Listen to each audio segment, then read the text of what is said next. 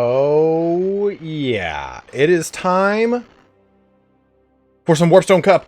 Let's take a look at that bracket. Let's bring it up right now. Flying Taco's not playing in this, guys, so ignore that. But welcome to our Season 2 of the Warpstone Cup Qualifier number 1. So taking a look here at our bracket, we have two sets of competitors that will then square off in a final. And whoever wins that final will then... Ooh, Imperator's not in the final either. I've already messed everything up.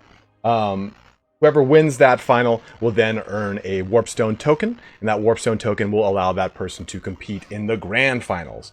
Take a look at those awesome Warpstone tokens there. A huge shout out right now to our lovely H for Havoc. He created a lot of our assets here today. He sent on over some really cool, fun stuff as far as this fog. I really like this fog. This fog's green. Had a lot of fun time with it. And if you take a look at the hold screen, he made that big old flying chunk of poop right there, which is also conveniently supposed to be right there and there. Haha. So let's take a look here before we jump into the actual game. We're going to switch on over to this. So here is the entirety of our bracket here today. So this is an open invite, I guess you could say. To get access to any of these qualifiers that both myself and Turn host, you have to be present on our Discord. We send out a message to everyone on the Discord. You can just go ahead and sign up through there.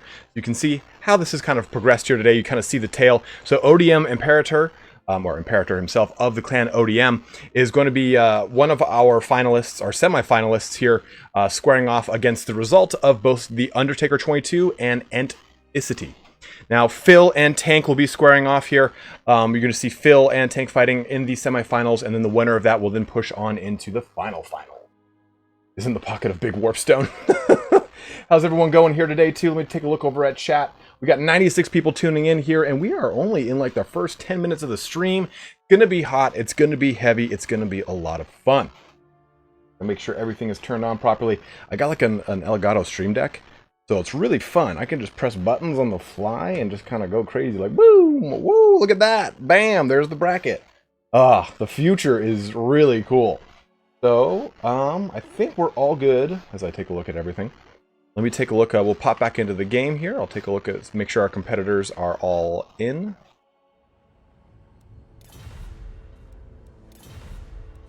The future is now. And for those of you guys who don't know what this is, so the Warpstone Cup is very similar to Turin's Eternal Challenger League. It's done in the exact same format. Turin helps me put this up. He pretty much tells me, like, hey, here's the rule set I use. Here's how to use Challenge, which is the website that we now both use to host these tournaments, do this open invite situation. It seeds everyone, it sets the brackets up, it does it all automatically once you report everything. A huge shout out to all of our moderators, Wicked, Aerocrastic, those gentlemen kind of sweep through the entire time that these I guess preliminaries and quarterfinals are being done and answer any kind of intensive rule questions. But these rules are very similar to what we get whenever we do a Ever-Chosen Invitational and the such. So you'll see a lot of the same type of format, same structure. We are doing a ban and pick system, I believe, with the quarterfinals. Let me take a look here. Yeah, so it looks like...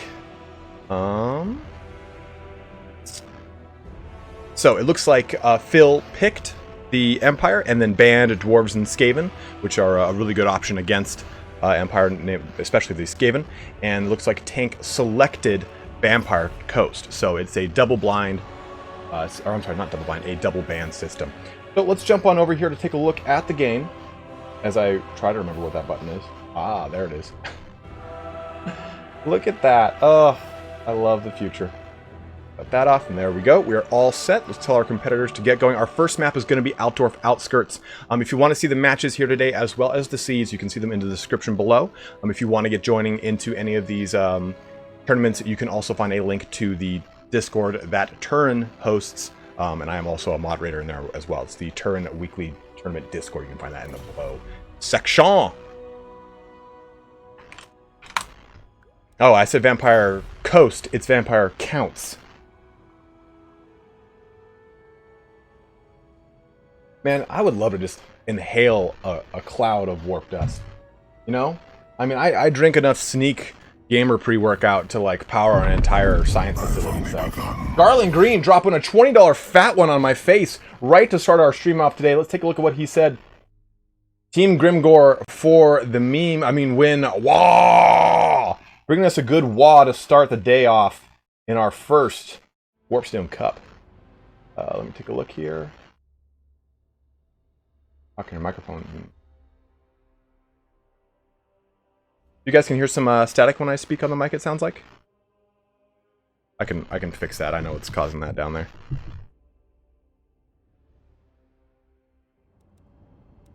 I will start that up. Give me 1 second, guys. I'm gonna pop underneath my desk and make sure I fix what's causing that.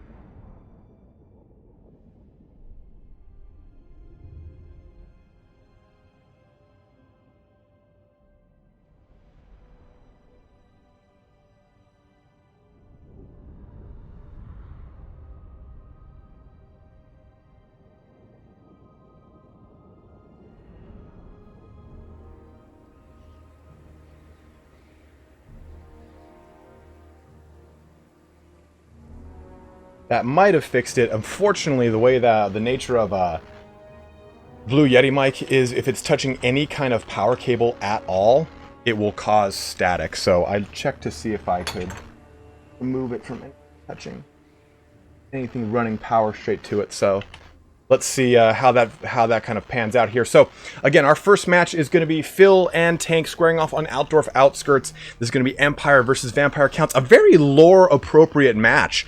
The dreaded Vampire Wars of the Vampire, when Vlad von Karstein reached out, attacked out from Sylvania up into Empire, into Altdorf, before eventually falling on its battlements.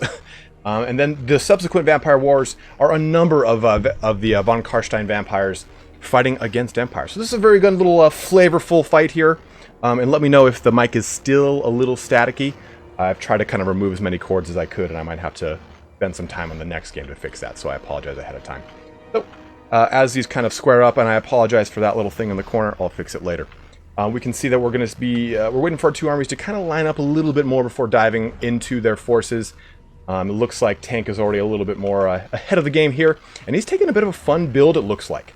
He's got a nice long line of Crypt Ghouls, two units of Crypt Ghouls with a lot of zombies.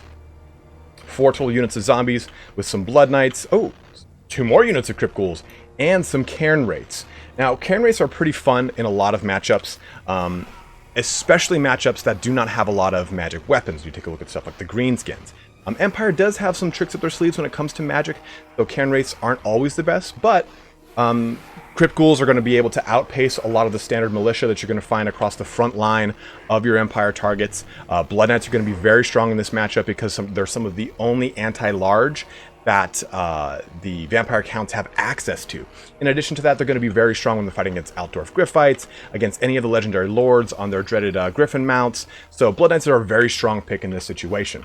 And I believe Tank has 2 units of them, 2 units of Blood Knights, accompanied with 2 White Kings, both having the Scab Scrath here.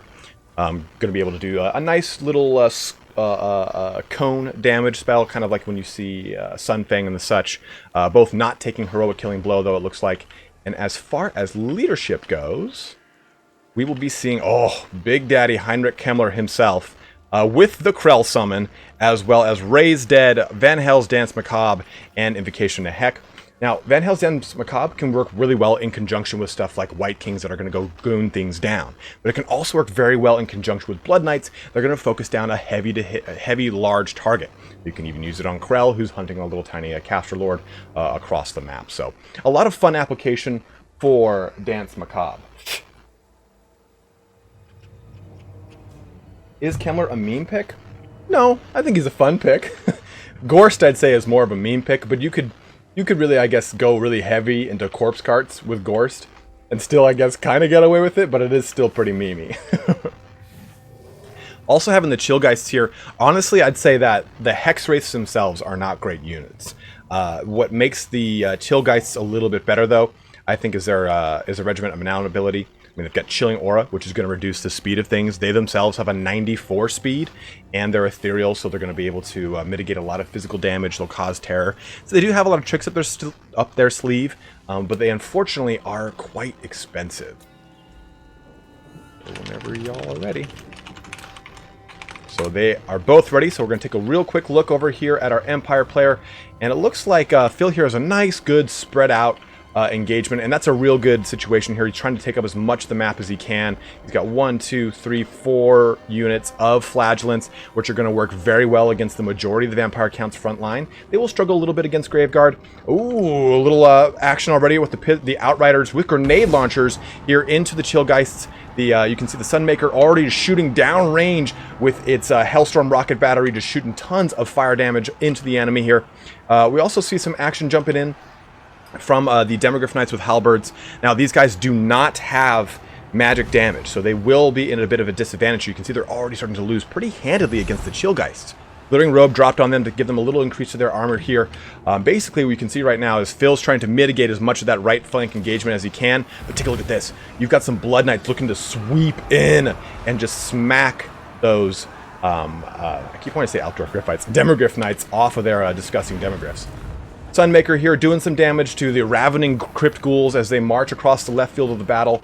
Looking over here on the right, you can see some Karen Wraiths kind of plodding around next to the grenade launcher Outriders as some other Crypt Ghouls come to kind of tie that news. So Demogryphs here are still in a really bad engagement. Looks like they've been routed off and or killed, and the Flagellants are getting just ridden down by Karen Wraiths, by Blood Knights, all sorts of action. Outriders shooting into the Crypt Ghouls and the Chillgeists. Take a look at this action. It's all just jumping in right here. These Blood Knights are in a bad engagement, though. They're sandwiched in between their own units, the Flagellants, which isn't a big deal, but some Halberdiers. It's pinning them in place. This is a very high-cost unit. Oh, a nice little charge in from the Chillgeists onto those Outriders. But again, it's a high-cost unit being pinned down by a much lower-cost unit. You don't want that kind of situation to happen over there. Looking over here, too, we have the White King, which is fighting these Halberdiers. It's trying to kind of shut down this Sunmaker, mitigate a lot of that Flamestorm damage coming out there. Flagellants beating the Crypt Ghouls over here pretty handedly. Like I was saying, the Flagellants will do very well against the majority of the front line, minus, say, your Crypt Guard that you're going to be dealing with. Backline, though, being harassed very well with the Demogryph Knights, riding right through these zombies and getting a nice rear charge onto these Crypt Ghouls as the Hellstorm rocket battery continues to just make its way into these zombies over here. Oh no! Balthazar Gelt, though, is just getting 1-2 stomped by Krell and Kemmler, going right for that golden mask of doom. The Empire side Darth Vader cannot run from the might that is Krell, the old friend indeed. And they're staying right on him here. Tank knows that if he were to get away from this engagement, Balthazar Gelt would come back. He was just simply terrified right there, but it looks like he's just getting the brakes beat off of him. Look, surveying the battlefield here, we can see that the Vampire Counts have a pretty good upwards advantage in this situation now. A lot of their big engagements were very well on the right side of that flank over there, with the Demogryph Knights getting charged by the Chillgeists and then locked down by those Blood Knights. You can also see over here that this engagement went very well for Empire, right? Phil had a really good hand on this. He had his Flagellants shutting down those Crypt Ghouls, but unfortunately, the Crypt Ghouls were able to get some aid now from Karen Wraiths and other units, but they're still kind of holding their line as best they can as army losses kick in and Balthazar Gelt has fallen on the battlefield. So it's looking here like Tank is going to pull ahead 1-0 in our semifinals. Our first win of the day, the first win of Season 2 of the Warpstone Cup. Everything sounding okay with the microphone, guys? You guys need me to tweak anything downstairs? That's not like a reference to my penis. I'm talking about, like, other stuff. So, taking a look at our opponents here. Tank had a pretty fun army here. I really like the double White King. I like Heinrich Kemmler. By taking Kemmler, he kind of had 3 active whites, you know, if you kind of think of Krell in conjunction with those White Kings. The Crypt Ghouls are a very interesting choice, too, against the Empire, because they're going to do very well against that the front line of your Empire, minus, again, Flagellants, Great Swords, the bigger, heavier armored units. Now, when we take a look at Phil's army, though, I think he had the right mentality. I think he had too many Flagellants, and that's what I think was a bit of his Achilles heel.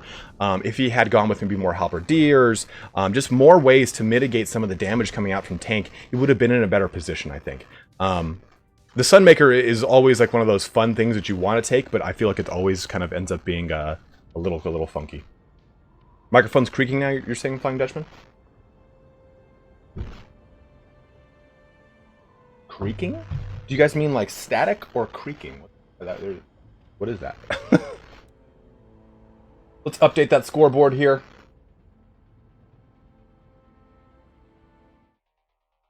Boom. Okay, so we're getting a little bit of static. Give me 1 second here. We'll switch on over to the bracket here. Flying Taco is not playing. It's just a placeholder name right now. Case. I already answered that for you, brother.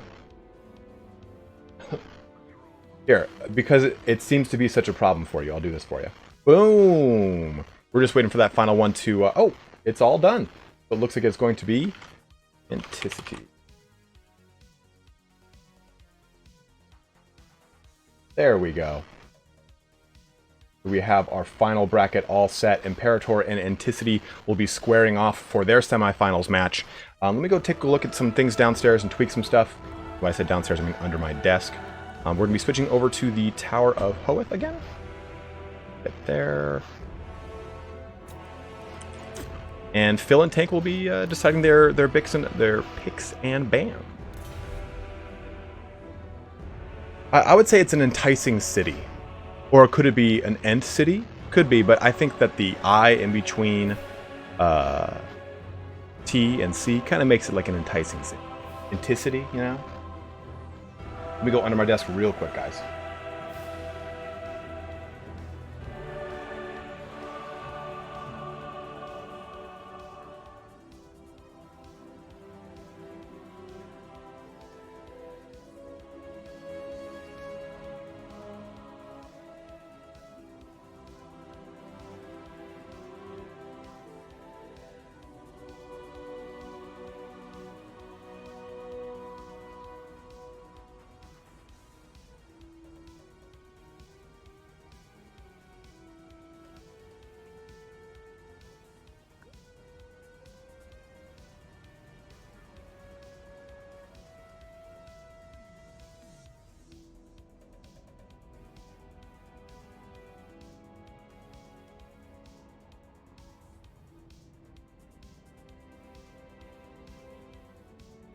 Okay, how do we sound now? I saw where it was touching a piece of plastic that is a power cord.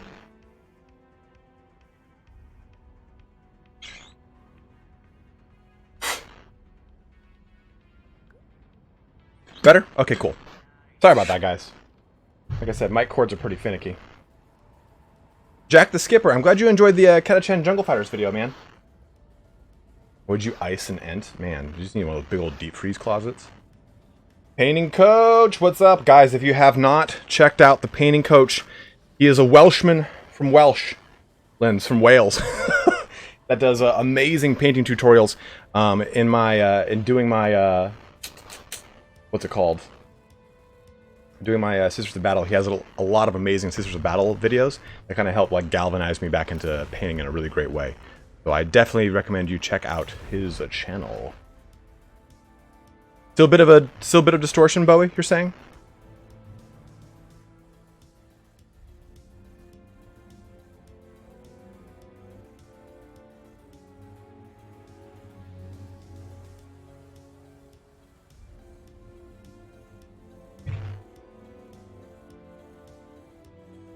All the models have a rain aesthetic?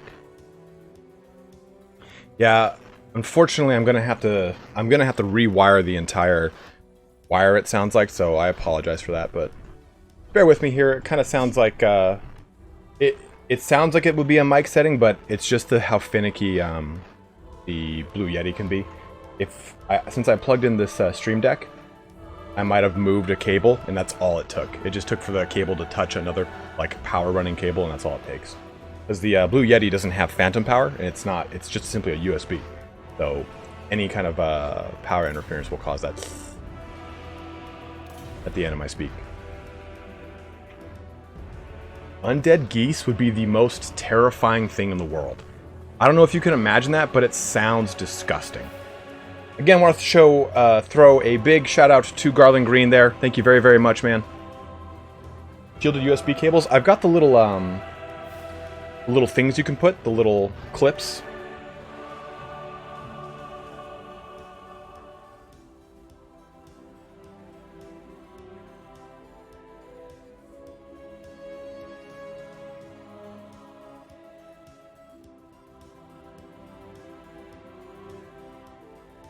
Yeah, I'll fix that up next time around. Sorry about that.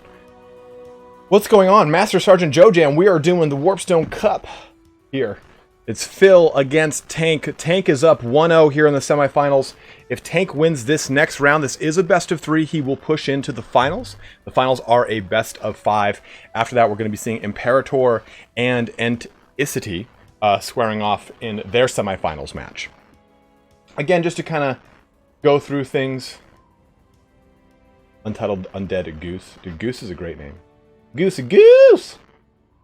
Taking a look over here at our display capture, I can bring up the pretty much what we saw earlier today. So this competition started at around 9 a.m. and at 9 a.m. all of the competitors squared off, started fighting, and they reported their respective results for each one of their matches, and we're casting simply the semifinals right now. Yeah, you can see the game when the game's going, hello. I will absolutely switch on over to it, but right now, they're choosing their armies. They have about a 5-minute time limit with selecting their armies, and this isn't to like impose any kind of stress on them.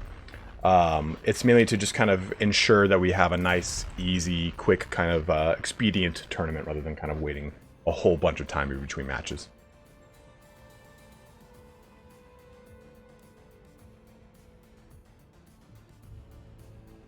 But yeah, the bracket's up until the game starts, just to kind of, it's cool, right? Look at all of the stuff that H4Havoc created for this stream.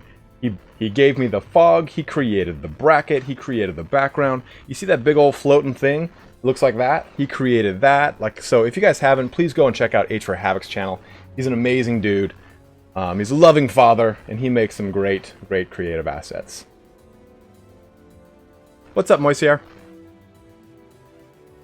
They can change their race now. So right now, after every single match, they can change. So let's take a look at what the bannings were and everything like that. So Tank chose the Skaven and banned Chaos and the Tomb Kings. Tomb Kings is a great choice in that situation because the Tomb Kings have a lot of chariots you can use against the Skaven.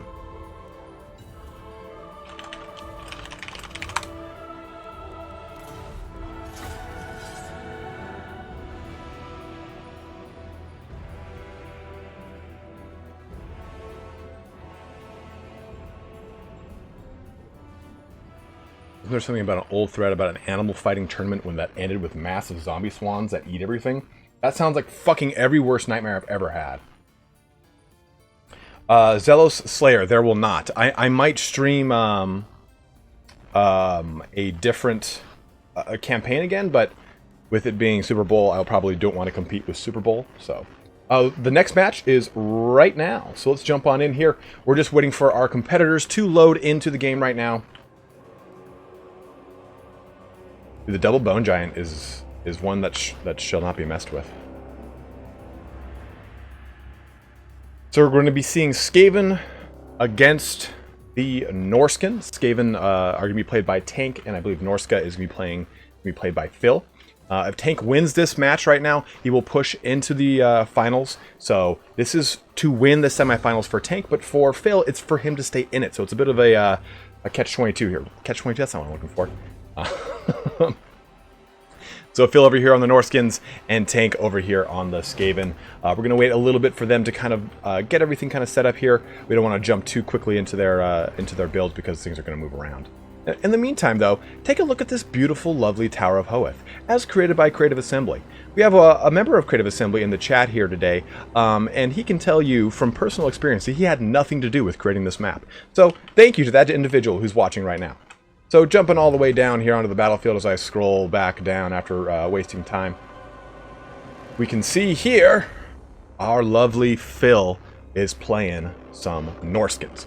Now, Phil has gone with a nice staggered line of Marauder Berserkers. Now, With Skaven especially, you do want to take up as much of the deployment zone as possible. This is going to mitigate any kind of sneak action in the background, as well as just not prevent you from getting surrounded by a massive numbers.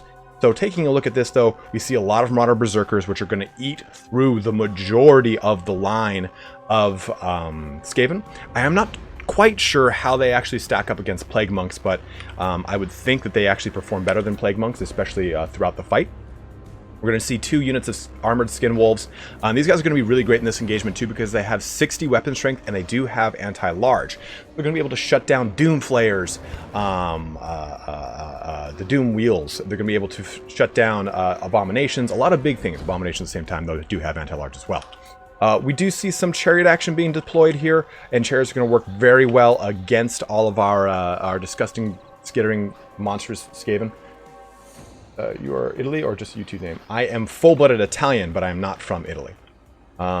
We can also see some Vanguard deployment of Norscan Warhounds to guard a flank. And we're also going to be seeing just a generic Marauder Chieftain with Fight or Die, as well as the Shaman Sorcerer of Fire. Really good in this engagement here. Burning Head does a lot of damage to lightly armored units. He's going to be also having Cascading Fire Cloak, Kindle Flame, as well as Fireball. Where am I from them? I'm from Southern California. Turn and I live like 30-45 minutes from each other. We went to college together, and like we've been friends for like oh my god, like 12 years. Ugh. Berserker, the truck. So taking a look here across Tank's front line, we can see some Skaven slaves, some clan rats with spears, but then some more slaves, and an assassin, as well as Lord Skrulk, which is going to be good for his Liber Bubonicus.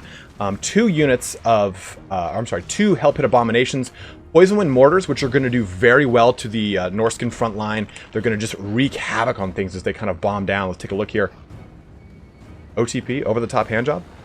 Oh, just blowing up right all over them. And it's going to also poison them and do some additional damage there. Does Turn smell like patchouli? No, he does not at all. His Turn has a very nice clean linen scent to him. The nice little thing here is Tank has gone with a nice little engagement using his Ishka's Triads and Skaven Slave Spears to kind of keep this pocket well defended, using Abominations to help kind of keep it from getting too well surrounded by anything anti-large. Warhounds diving in here, though. You can see these armored Skin Wolves jumping in as well, just pushing right into these Skaven Slaves. They don't care at all. Plague Monks jumping in here, too. Uh-oh. Is this a little Burning Head action dropping down right now? Boom! And look, remember, Burning Head will kind of teeter off of its axis as it keeps going. Man, look at this guy getting focused down by those Warplock Jezzails, taking tons of fire right to the face. Warhounds jumping in all across the line. The Chariot's getting right into the back line, trying to knock out those Poison Wind Mortars, which is a really good call by Phil there. He wants to try and mitigate the amount of damage coming out from those mortars, which are going to constantly be pouring out tons and tons of dots, damage over time, onto your unit. Hell Pit Abomination, though, looking to just smack around some Norscan Warhounds and this Marauder Chariot, which is a good call. He's got the Triads on here as well to push this thing down into the mud. Now you can see the Poison Wind Mortar, though, still just kind of kicking things off into those Marauder Berserkers. The right side of this flank is also being used very well with the Abomination to kind of keep a nice circle around the Poison Wind Mortars and help to really try to bring down those armored Skin Wolves. Unfortunately, this unit of Marauder Berserkers is just chilling here, but it could do so much damage right now. And look at this, Skrulk and the Marauder Chieftain just going head-to-head right now. Marauder Berserkers also looking to kind of hit some things with their axes, but they're kind of slow to jump into this engagement over here. Left flank is a bit of a stalemate. You can see that the Plague Monks have kind of limped away from this one. These Berserkers are just getting beaten apart by the Poison Wind Mortar, which is pretty uncontested over here, and a Norscan Warhound unit is kind of on its own. And as we see this fight kind of playing out here, Assassin getting punted over there by the Marauder Chieftain, and Lord Skrulk retreating to the safety of the Poison Wind Mortars here. Looking over this battlefield from a high distance, we can see the balance of power is starting to shift in the favor of the Skaven. It looks like Tank might be pulling up 2-0 right now. There are some things that he can do in this engagement, but I think right now, with those Marauder Berserkers that were over here on this portion of the flank, they're kind of just chilling here. They could have done a lot of damage to shut down that Poison Wind Mortar or help in that engagement against Skrulk. That really would have pushed it ahead for Phil, or at least kind of evened it out for him. I think now it's just a matter of Tank kind of cleaning up a little bit of the tasty morsels across the map. He's got 2 Hell Pit Abominations that are in great health. Poison Wind Mortar is just dropping bombs down here on these Marauder Berserkers. So I think that the Norskins are in pretty bad shape right now. Those poison wind mortars are so awesome. Like, they do so much damage, and again, remember that damage it persists. After it hits, you can see the little cracklies. That's them sustaining additional damage from those mortars. And I really like the Regiment Renown version where they drop down and they shoot down even more.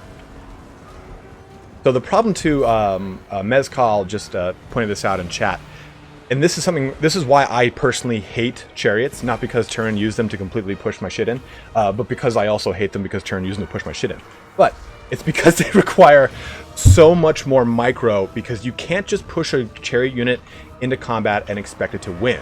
It has to be pushed into combat, wait a couple beats, pull it through the unit, depending on the density of the unit, or pull it out of combat. If you keep it in combat, it will lose. Taking a look at these Marauder chariots right here, they do have a nice 90 armor, but they have only 28 melee defense, so they will get hit. They rely on their very high charge bonus of 76 to the majority of their damage. That's why you keep them in, let them hit all in, do a little bit of damage, then pull out. The only time you would really keep a chariot unit engaged prolonged, oh no!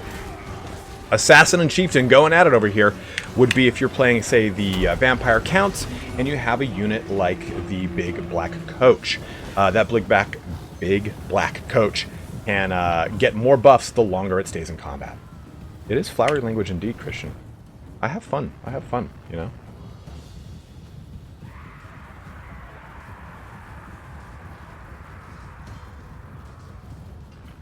So it looks here like Tank's getting some stuff coming back here, though. He's got some armored skin wolves. He does have his Norskin Warhounds kind of coming back over here, trying to focus down this big Hell Pit Abomination, which is on it's quite its last limb over there.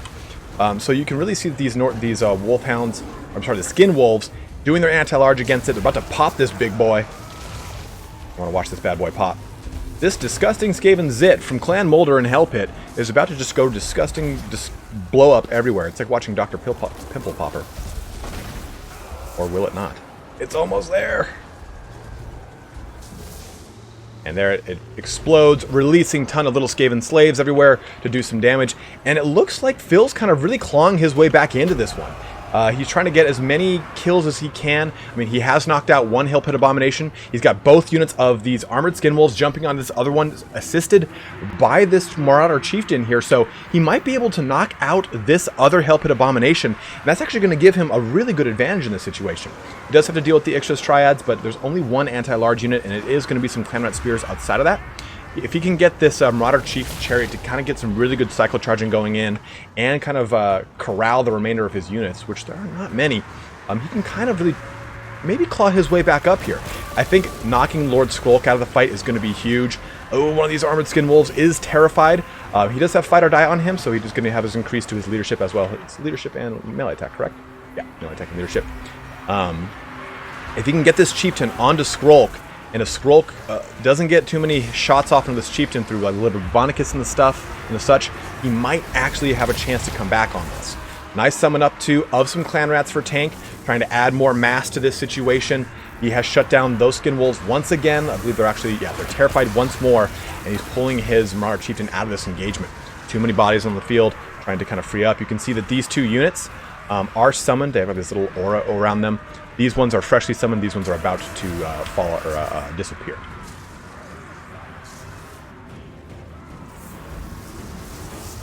Just looking at chat there real quick.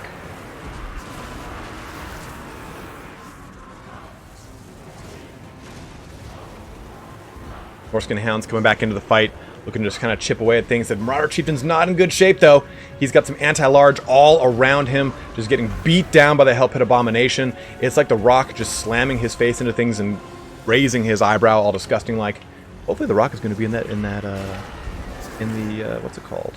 The Super Bowl, apparently. That'll be fun. Look at that disgusting Hell Pit Abomination.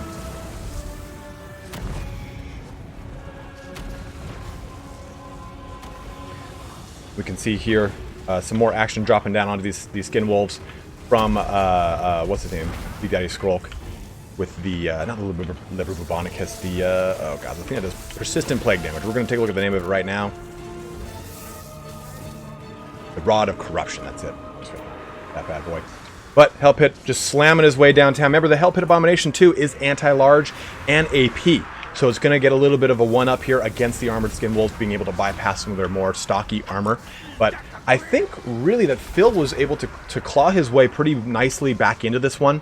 And I think that had those two Marauder Berserker units over here been engaged in fights earlier, helping to push the Poison Wind Mortars into the ground faster, or having those Marauder Chariots that were on the left flank a little bit out of combat for longer, or just kind of getting shut down, would have really helped Phil out, I think. There's still a chance here that Phil could pull off some miracle, but the balance power bar is shifting pretty wildly here as the anti-large and AP just might of the Hell Pit Abomination is coming to the fore. Now, if by some awesome might he were able to topple this Hell Pit Abomination, things could go his way, but army losses have kicked in, and we see Tank pushing up 2-0 in the semifinals and going into the finals of our first qualifier for Season 2 of the Warpstone Cup. So taking a look at these two builds, again, I think Tank had a really good strategy, or a really interesting strategy, in using Poison Wind Mortars and then kind of creating a defensive geometry around it. He didn't use anything crazy or stocky to defend it. He didn't use a bunch of Stormvermin with halberds. He just pretty much used Skaven clan rats with spears, as well as the Ixchus Triads. The Ixchus Triads allowed him to duplicate the unit, kind of move around, trick Phil out, feint him here and there. And I think the usage of two Hell Pit Abominations to counter any kind of mammoth play, frost worms, any large creatures coming out of Norska is a pretty interesting one, because he just kind of sat them on the Poison Wind Mortars to absorb any big charges coming their way, and it actually worked out pretty well for him. He was able to shut down one of these units of chariots pretty quickly, and he was able to put a lot of hurt into these skin wolves fast. But I think Phil also had a very good and interesting build. He was able to use the Norscan Warhounds to surround the Skaven as best he can, as well as doing a lot of punching with the Berserkers. I think Phil could have used less Berserkers, maybe more just generic Marauders, to add more mass to his charge, just to kind of shore up some of his charges to make the better, more opportunistic ones. But a GG here to Phil and Tank. Tank's going to be moving on to our finals as we get things kind of ready over here. Let me go ahead and change this to 2. And let me switch this over to the bracket here as we get our next competitors into the match. One sec, guys. Bracket. Let me get our next set in on the game.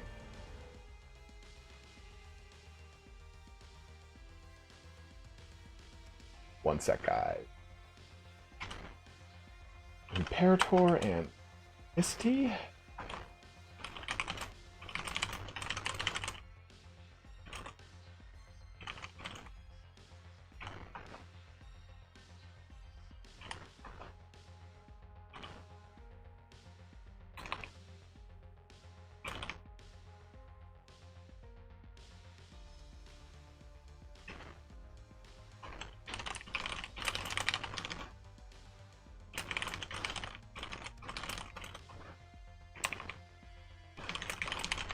Okay, so let me fix the bracket here.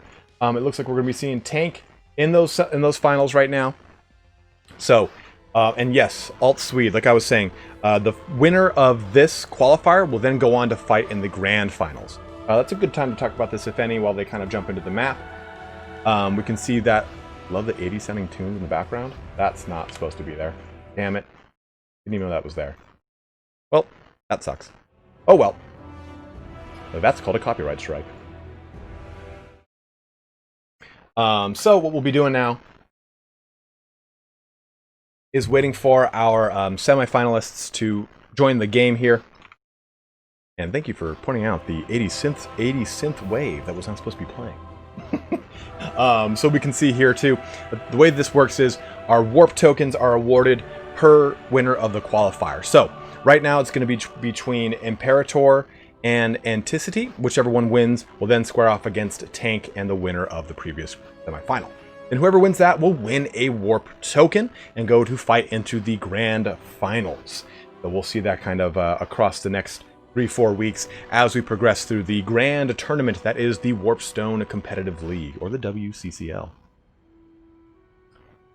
No other crazy music that I can't hear, is there? You probably could barely hear it.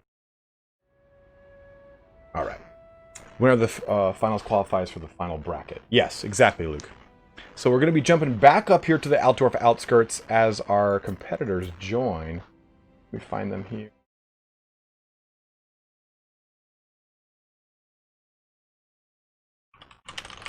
One sec, guys. Getting them to join.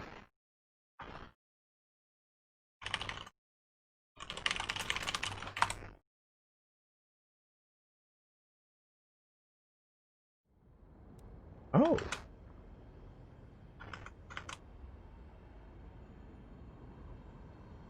Alright, so we're getting an Imperator in here.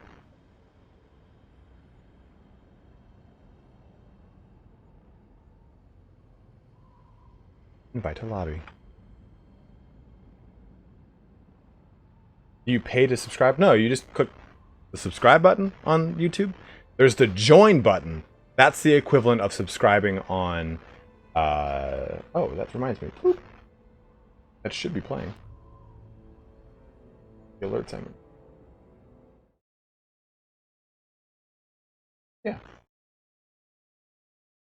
That's an alert, just to see real quick. Alert box. Test. Yep. Yes.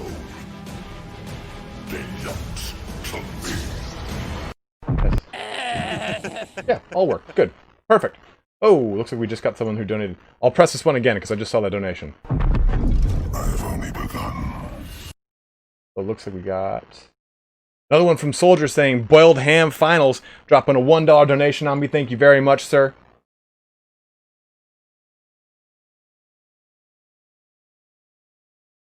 Come on, quad bloat. That was actually pretty funny. So Anticity is in here as well. We're still just...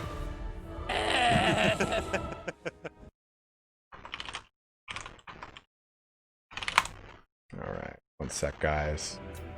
Sometimes Steam can be a little bit of a punk when it comes to inviting people into these games. There we go. You don't need to donate. It's absolutely not required. I've only begun. Another donation. Let me take a look what that one was.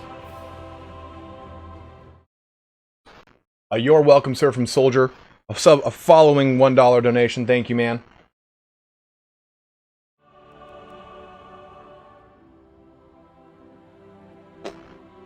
So, no issues now with static or anything like that, or is it still kind of like at the very end of my sentences?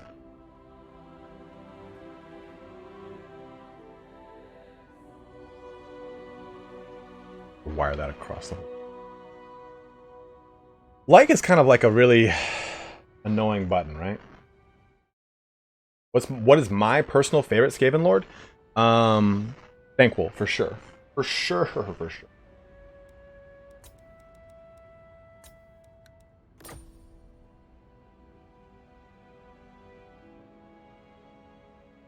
Oh, I see the problem here.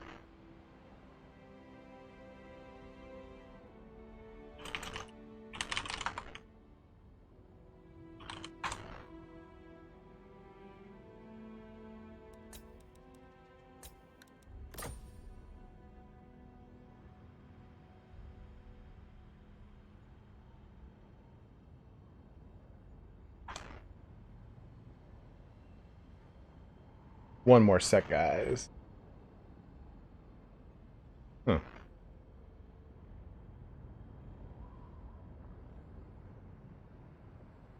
Just a little bit of a Steam difficulty.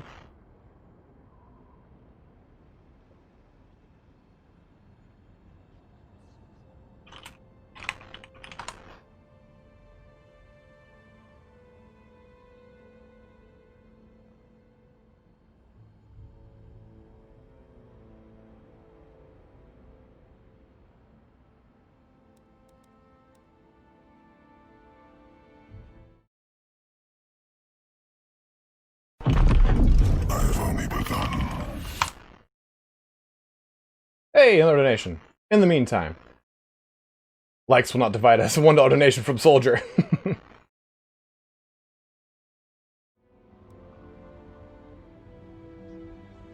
It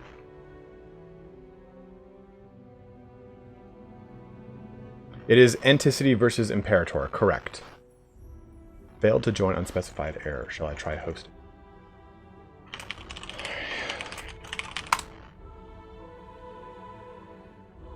Yeah, there was an issue.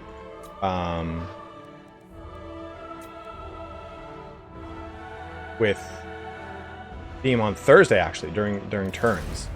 So let's see if we can fix this here. Multiplayer battle. Post.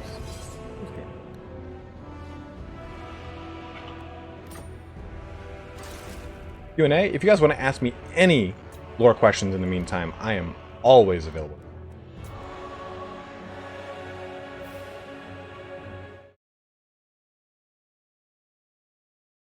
Okay, Christian. Your puns are not allowed. Add friend.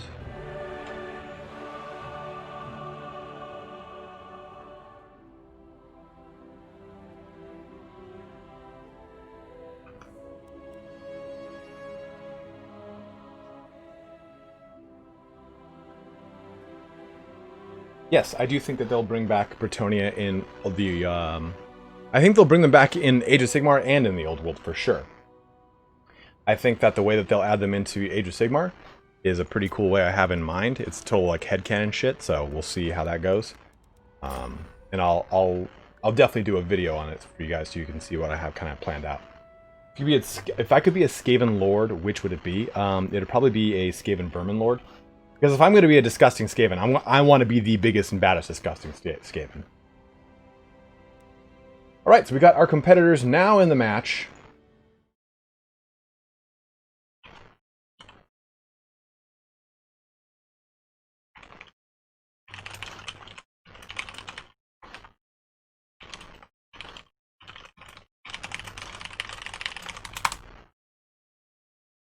Okay, so they're going to be doing their picks and their bans. We're all good to go, so it looks like, let me see here. Imperator says he's going to be picking the Lizardmen, bans the Dwarfs, and the Skaven, and then Anticity will be playing the Vampire Coast. So we'll be seeing vampires yet again, but this time the Coast, not the Counts, on Altdorf Outskirts. And Imperator will be playing against the Lizardmen. This should be a very interesting fight. Typically, you know, that you can field a lot of big scary dinosaurs that will eat through a lot of the Vampire Coast with the Lizardmen, but the Vampire Coast has access to so much gunpowder, so many big scary siege artillery pieces that it can actually fight very well against the Lizardmen. So we'll see how this kind of pans out. Any special rules? Will of Force. Yes, there are some special rules. Go ahead and link them here for you guys so you can see what those rules look like.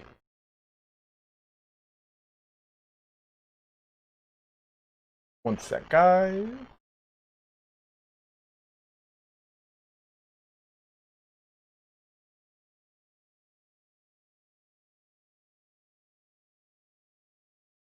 Aha, there. So we're using the Total Warhammer Banner Tournament rules. They're created by members such as Aerocrastic, Wicked, Dov, Hadries, all the usual kind of suspects when it comes to this action. You can see this, these rules right there, Will LaForce. For Jurassic Park matchup. Question about Waswaron. Since the lore is sketchy and contradictory, did Melchior kill and or absorb him? Did Zacharias absorb Waswaron when he killed Melchior? I think it's intentionally supposed to be that way, and intentionally supposed to be enigmatic, as is the nature of Necrotic vampires. I think that... and then there's the underlying theme, Flying Dutchman, that Waswaron actually is all three. So Waswaron absorbs Melchior and like basically body jumps and says, okay, I am now Melchior, but I'm Waswaron's conscience. Or conscious. And conscience. Yeah, conscience. And then same thing to Melchior. Like, oh, okay, this body's starting to fail me. I need more power. I'm going to jump over and over and over. So it's really one of the three. Alright, so we're off to the races here. Now, if you guys do want to get we're loading into the match right now. If you do want to get in, what's your favorite total? 1 second. If you do want to get involved in the tournament scene, there is a link to the Discord below in the description that'll allow you to join Turin's weekly tournament Discord. This is where you get access to the ECL, Eternal Challenger League, that Turin runs on his channel, the WCCL, this one right here. And it's a great way, if you want to get into the Ever-Chosen Invitational, it's a great way to get exposed so we can see the way that you are as far as sportsmanship, the types of builds you bring, and like how you kind of react with the community. People that go to the Ever-Chosen Invitational, we have to kind of really be careful with that, right? These are people that are NDA'd. These are people that are getting access to the game ahead of time. We have to trust the individuals. Creative Assembly is really awesome to allow us to bring these people in from the community to play in this massive tournament on their channel. So we have to really build up, maintain that trust, and we do that by vetting people through these other community tournaments. My son Herbert Walker also hosts a lot of tournaments. You can join in on those as well. My favorite Total War game besides Warhammer, though, Total War Warhammer Rome. 1 for nostalgia, 2 for principle. I love Rome 2.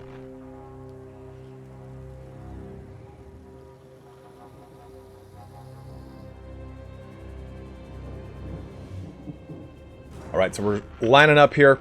Lizardmen are getting involved in the fight. We can see this button. There we go.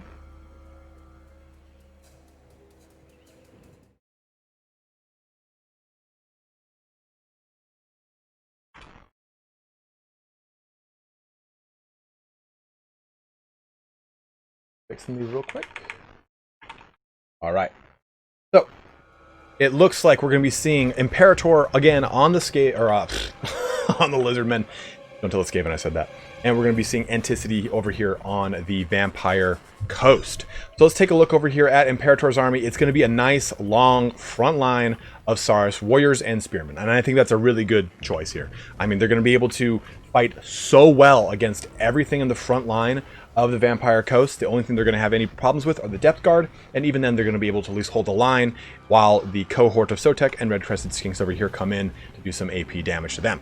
We're also going to be seeing some Slann High Priest, which you don't really see too often nowadays, but the big thing with that is that it gives you Tempest, allowing you to shut down any Terror Goose play, anything like that, the Terror Geist as it's called. Soul Quench for some range damage, the Hand of Glory for some range reload and melee attack, as well as Apotheosis for some healing. We're also going to see a Saurus Scar Veteran on foot to kind of mitigate any anti-large coming his way. The big thing with Vampire Coast is you can field a lot of cheap AP anti-large with their halberd units, Polar units. Okay, get out of here, Christian Bender. Christian Bender is lit with puns right now, and I just can't take it. So across the front line here, Zombie Pirate Deckhand mobs for Anticity, followed by some play with the Pirate Gunnery mob bombers. Now these things are just deadly. They do so much damage. I mean, anytime I'm fighting them in campaign or in competitive play, I want to shut them down as fast as I can. Double Carronite here, shooting off downrange, as well as support from some handguns. Now the handguns are the long range one, of course. They have a dreaded 145 range, and 1, 2, 3, 4 of them, 5 of them in total, supported by some Depth Guard and some Sirens. Sirens are pretty interesting in this engagement because the Siren does have their physical resistance, and there's not a ton of magic damage against the majority of the front line of the Lizardmen. So let's see how this plans out. Terror Goose, though, going in. Luther Harkon here. He does have quite a lot of abilities that allow him to work very well against the Slann Mage Priest. But Tempest is going to be shocking and locking him down. An overcasted one thus of as well, doing more damage and keeping him locked in place and deterring him from his tricksy ways. Now we can see here too that we have the whole entire line of the Lizardmen moving forward, and these the element of the Red Crested or Chameleon Skinks are moving in to shoot onto Luther Harkon. This is good. All their poison damage is going to slow him down, and look at that, they're just pelting into him. Unfortunately, they can't use Tempest to lock him down as fast, but you can see Imperator was really quick on diverting both his Chameleon Skinks and his Skink cohorts with Javelin over to the side there. Did I say Manfred von Karstein? I meant Luther Harkon if I didn't say that. Our first big charge of the game coming in from these Lizardmen into these Zombie Pirate Deckhand mobs. Let's see this really, really awesome jumping, leapfrogging charge. Handgunners shooting into them as well, looking to do some damage here. Carronade shooting downrange. Same thing with some handguns on the right side. We can see some sneaky plays over here on the side, though, as the Chameleon Skinks look to wrap around and do some damage. Handgunners diverting, looking to shoot into those Chameleon Skinks as well. But Chameleon Skinks are actually quite good in combat. If you take a look at their offensive capabilities, 20 and 24 isn't awesome, but it's going to be better than these guys at 8 and 6. So they can actually kind of win in that engagement right there. Carronade, though, still shooting down range over there, trying to mitigate one portion of it. The bombers getting a lot of really good damage into that initial charge of the Saurus warriors with shields, but weren't able to do any prolonged damage. And the Saurus Scar Veteran weaving their way through the gap and getting onto this Carronade. They're both going to be stacking up here, and they're doing some damage as well. Ooh, a nice good shot into these red crested skinks. Now the bombers do a lot of damage to units like red crested skinks, right? You take a look at these guys that have 45 armor. Even to a nicely armored unit, they still do quite a bit of damage. So just seeing them just chuck those bombs down range and do some damage is pretty awesome there. Look at that Slan Mage Priest, just kind of chucking about, still at about half health, getting some shots in from the carronades. Handgunners, though, overlapping fire onto each other, shutting down the Chameleon Skinks over here, and trying to focus down both the the cohort Javelin cohort, and Scar Veterans on this left flank. Saurus Warriors have won their fight over here, about to win over there as well. Depth Guard are in a very unfavorable trade right here. You can see that they are losing out against the cohort of Sotek, which has refused to die, preventing them from losing models. And a boom! A nice little charge out from Anticity with some Scurvy Dogs right into the Slan Mage Priest. Just kind of tying that little bad boy up. A nice summon over here of Zombie Pirate Gunnery Mobs, looking to get some additional range damage across the way. But two big fat units of Saurus Warriors are looking to just push through that back line right now. Running over one carronade and now into the other. The Vampire Coast is really got its back up against the wall. But still, it is a 50-50 right now when it comes to the balance of power. Luthor Harkon is still in the fight, and he can do quite a bit of damage. I think right now what Anticity has to do is get Harkon and get him over there. And that might be what he's doing. If he can shut down that Slan Mage Priest, he's going to be shutting down some casting and really help out his entire engagement right now. I will say Anticity's ability to kind of keep his firing units at least stacked so they're shooting is a pretty nice situation here. He's got his Vampire Coast Fleet Captain of Vampires, giving some healing out across the way, getting some summons up with some additional firing elements. Tempest locking Harkon down, but he was able to land just at the last minute there. And look at this. Slan Mage Priest got a 438 health, about to get just licked up by these Warhammer or Scurvy Dogs, as well as Luthor Harkon right now. Oh no! Getting right out of it as the Scurvy Dogs are about to fall too. The Scar Veterans coming in to try and save the day, but I don't think they're going to do it. 19, and there he goes. A Slan down as he teleports back to the safety of his temple cities. Going across the rest of the battlefield, though, we can see the prolonged fire into the Saurus Warriors that are kind of getting mucked up by some of the big the smaller engagements right now. Zombie Pirate Gunnery Mob with handguns are kind of keeping them in place to get some damage shot out from the rest of the handgun units, shutting down some Chameleon Skinks on the right flank. We have this unit of Red Crested Skinks fleeing as well. Taking a look over here in the big fight, though. Look at this. Look at this. Luthor Harkon just pushing his way through. Got disgusting bat wings everywhere. I could only imagine the smell of Luthor Harkon right now. Vampire Fleet Admiral kind of coming in as well to help try and shore up some of those defensive capabilities. Remember when I said the Scar Veterans were on foot? I lied. They're on cold ones. So the Scar Veterans, though, are just digging through the ditches and burning through the witches, as Nick would say, as Rob Zombie would say, against the Luthor Harkon. But one of these guys has got poor health, 885, trying to kind of keep his way in it, pushing into that Vampire Fleet Captain as well. Dropping down on these Saurus Warriors. I think right now a good move that Anticity is doing is now trying to use Harkon to just finish off little pockets of Lizardmen, helping to kind of steamroll what's remaining of his force, because he doesn't really have too many strong frontline units left. And his Fleet Admiral is about to just get capsized, which is an intentional pun, by these Scar Veterans that are just round robin. Almost said something else I should not have said, but I'm glad I didn't. By the Scar Veteran there. Woo! Luthor Harkon swooping up into the air. Chameleon Skinks shooting some poison fire into it. Unintentional? Maybe. Who knows? A nice little breath attack. Little Terrorgeist Scream onto that last little 21 health left Scar Veteran. Oh no! No, that wasn't round robin. It was something else I was thinking of. Slam into the back of that Dragula. And here it is. Army losses have pretty much kicked in now at this point, and Luthor Harkon has fallen to Imperator's Lizardmen. That was a pretty close game. I really liked the kind of long front line of Imperator. He didn't have any really big juicy targets for Anticity's carronades to take part, so I think that even the bombers didn't have a really set good target to focus on, and I really liked that about Imperator's build. The two Scar Veterans on cold ones were mobile enough to threaten anything. You know, they got into those carronades. They shut down one of those carronades quickly. They were able to just double team the Vampire Fleet Captain. So a really great game there to start our second set of semifinals in our first qualifier. Let's go ahead and edit Imperator's score. 1. Jumping over to the Tower of Hoeth for turn 2.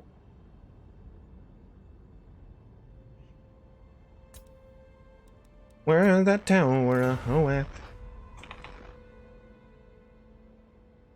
That was a really awesome game, and I also really liked Anticity's build too. I think maybe used too many handguns. He maybe could have got away with some polearms instead, some zombie pirate polearms. I think would have been a little bit more advantageous in that situation. But Imperator didn't bring a lot of anti-large, so maybe they would have been mitigated. But I think at least the AP of those units would have helped him out a little bit more than the handguns. Give us Demons of Chaos soon. I want my great unclean ones on the battlefield. If there are great unclean ones, it'll be too much, man. I am not letting the players pick the map, and it unfortunately, while it seems like a great idea, it actually might be a bad idea. There are not a lot of great maps.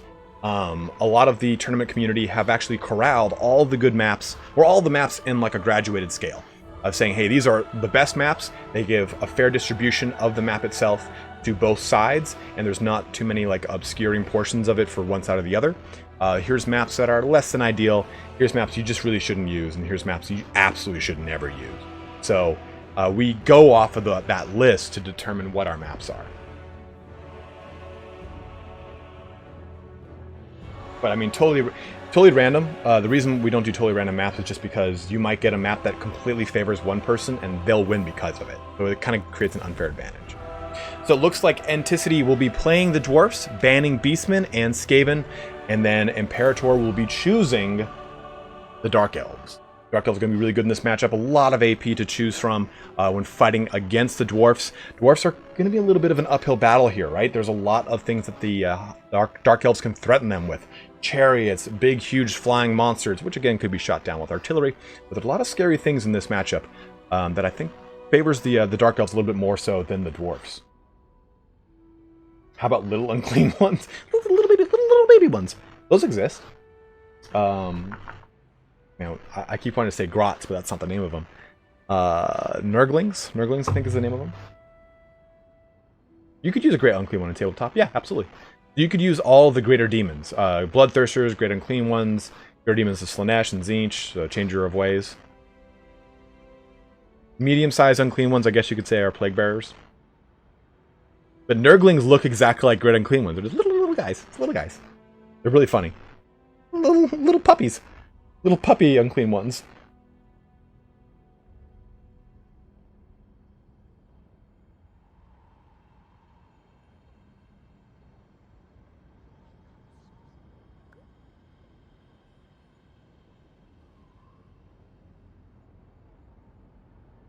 Hello, Jane. I think in the most recent years, I think that one of the best things about playing tabletop has been the update. Dude, Wookiee is totally a Nurgling. He's so cute though. Yeah, like so James from Creative Assembly, when we did Skull for Skull Thrones at Nick's place, he's like, I fucking love this dog, and the dog's like it's just rubbing up against James's boot the entire time, like looking up at him adoringly. Like, it was adorable. But like I was saying, the coolest thing about watching, we're loading into the map right now. Watching the tabletop kind of grow is seeing the greater demon models evolve. I've seen them evolve like 3 times, like to some of the worst looking models to pretty good ones, to just amazing looking ones.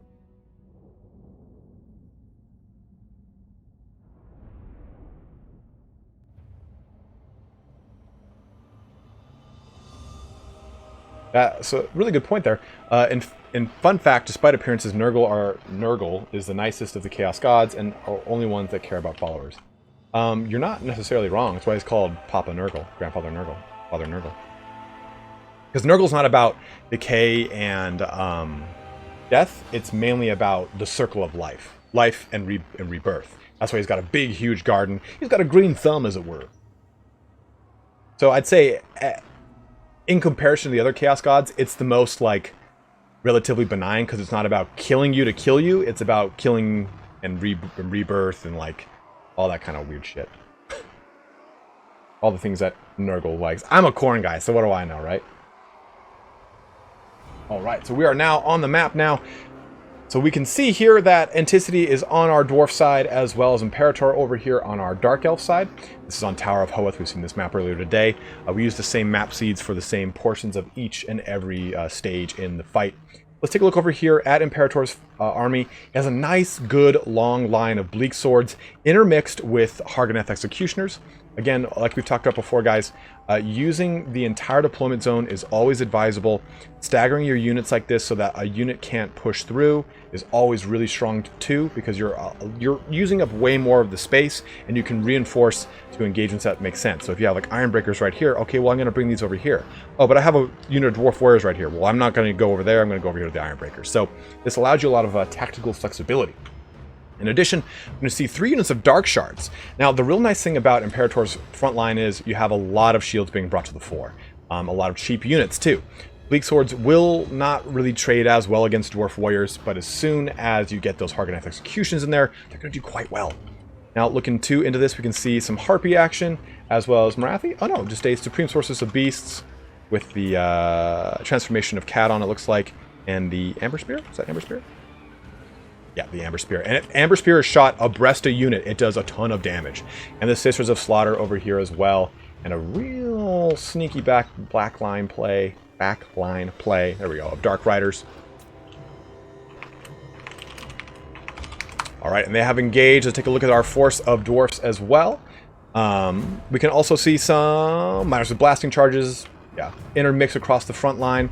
3-4 units of Rangers, which are good because they're going to arc over your units versus the Thunderers, which are relegated to shooting in a straight line. You kind of have to make sure their path is clear. They have a nice 160 range. They're going to outrange the Dark Shards, which have only 125. Rangers shooting into these Harpies, though, just going to melt them down very quick. Nice little play here, too, with some Gyrocopter Brimstone Gunner. Is that right? Yeah. Want to make sure it wasn't the Bomber. That's usually a single entity, not the 3. Got 2 units of Dark Riders in the shadows over there. Some tricksy tricks over there, though, too, because there's only 1 unit of Longbeards. So, a nice, sneaky play by Imperator to try and really bait out this whole line here. He's going to get a lot of Dark Rider play into that. These Miners, while having Blasting Charges, they're meant to field a charge and throw their Blasting Charge into them. So, having them charge down line is not going to be as ideal. You can see that Antiquity responded by having his whole front line just move back. There's no reason for him to stay and take the blasting charges in the face. He's kind of just varying that fight, making it come to him, which is a really, really interesting engagement. And then, boom, here it is. Cannon getting charged in by the Dark Riders. Boom, shutting down that back line very quick. Thunderers, too, are now exposed. You have all these Rangers and Thunderers, which are probably going to divert over here to help out the cannon as best they can. But not a bad engagement right there in that situation. Thunderers shooting down into the Sisters of Slaughter, which is a good, or I'm probably actually the Dark Riders, to be honest. But the Sisters of Slaughter are going to eat through these Miners with Blasting Charges. Dark Shards, eats my mouth. Eating up into these Norgling Iron Breakers, hot and heavy. We had a transformation of Katon get summoned just a second ago. It's right behind the screen right now. And we have the Supreme Sorcerers jumping onto these Rangers, and that transformation of Katon is going to be coming down with another unit of Dark Riders ready to do some damage. So you can really see that Imperator has kept a lot of pressure on Antiquity this entire fight. He just kind of recoiled back with his army. He didn't stay in the engagements that he knew he didn't really need to get into. He didn't want to take those blasting charges if he didn't have to. So now he has his Hargoneth Executioners engage with the Norgrimling Ironbreakers. A good engagement for them, using their anti-infantry and their AP damage into them. Thunderers getting shot by the Dark Shards over in the corner over here, while the Rangers try and shoot down the Supreme Sorcerers. But take a look at that, man. Those Hargoneth Executioners are just getting tons of value. You have these Bleak Swords pushing into that back line.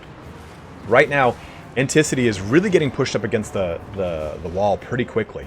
A lot of his engagements haven't been going as well because I think that Imperator's ability to kind of pull his army out and further apart, which is a weakness of the Dawi. They do not stand on their own with separate units. They need the support of the rest of their army, the rest of their firing capabilities, their artillery. And by pulling his army apart like that, just by simply moving back, it allowed for Imperator to get the drop on his cannon, get a nice backline charge, dishevel Antiquity a little bit on the right side over here. I think that the biggest kind of and someone just actually called it out. Tank just called it out. The biggest issue, I think, with Enticity's build is that there were just too many range units and not enough frontline units to counter all of the frontline units that we see in Imperator's army.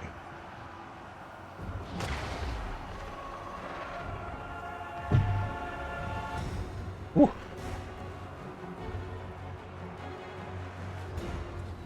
You can see this going down here. Dark Shards pouring into these Ironbreakers over here. Ironbreakers, of course, great unit, 125 armor, bronze shields. I mean, they've got expert charge defense. Expert charge defense. Plenty of magic resistance. But, again, isolated on their own, they will get focused down. They will get brought down quickly. I mean, this is a unit of Bleak Swords, which costs nothing by comparison. It's tying them up and having them completely shot apart by these Dark Shards. Another transformation of Cataph looks like it went off a little bit earlier to get that Feral Manticore down, jumping onto these Longbeards. The Supreme Sorceress of Beasts moving her way over here to shut down the remainder of these Rangers over on this side of the field as well. And there it is. Imperator is going to be moving into our finals. Get that left scoreboard added up to 2. So, taking a look at both these builds here real quick. Again, I think Imperator had a really good approach by taking a lot of cheap silver shielded units with his Bleak Swords, supporting them, being supported then by Hargoneth Executioners, then being supported further in by Dark Shards. So a lot of really good layers to Imperator's army, and I think he had a lot of really good pressure with those Dark Riders, spreading them out around the backfield, getting a lot of pressure into Enticity. Enticity at the same time, though, I mean, if he had dropped, I'd say 2 of these Thunderers, maybe 1 of these Rangers, and just had 3 or 4 units of ranged, and spent it a little bit more on just Dwarf Warriors to counter the Bleak Swords or just hold up some things, he would have been in a better position. His army got too spread out and didn't have enough support. If you take a look at this, 1, 2, 3, 4, 5, 6, 7 range units with 1, 2, 3, 4 dedicated frontline units. I mean, the miners are tier 1, they're using blasting charges. There's not enough to kind of insulate that. One of the big things that Felcom was teaching me is that your percentages, you always want your front line to be the bulk of the percentage, with your range unit to be simply like 20-30% of your total army. So too much of a spread, I think, with Enticity's range force, unfortunately. But that squares off our semifinals, and we are now ready to move into our final. So we're taking a look over here at our bracket. It's going to be Tank versus Imperator. Tank, I know you're watching in the stands right now. If you could join the game, that'd be awesome. Let me see how to, let me invite you real quick. So give me just a second here, guys. This might take a little bit of time as I get this all set up. We're going to be switching over to the map of Eschen. Looks like Tank just joined. Perfect.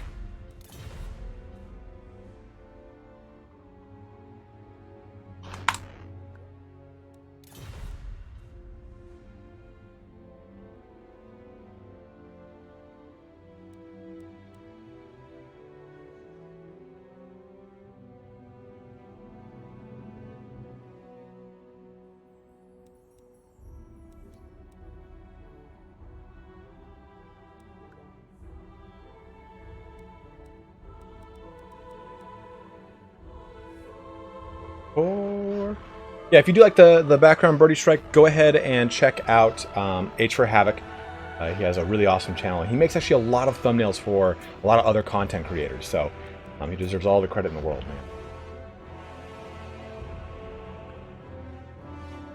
Honestly, I don't really think that was a stream snipe, guys. I mean,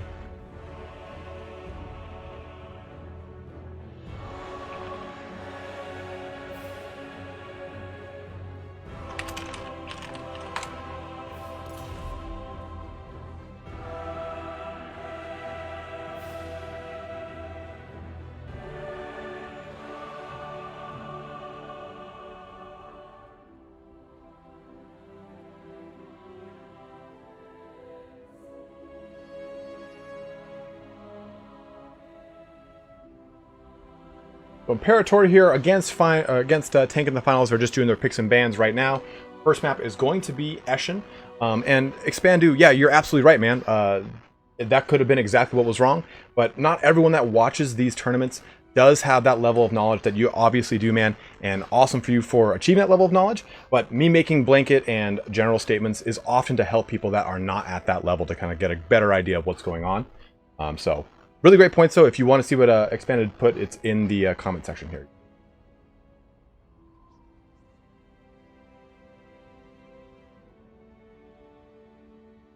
Yeah, and I don't really switch over to the games until I really just focus on one force, and for the most part you can't really tell what's going on.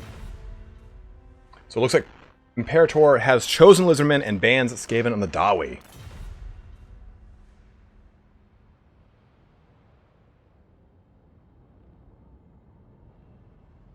Yeah, and it looks like an issue is being brought up with stream sniping of whether or not it did just happen.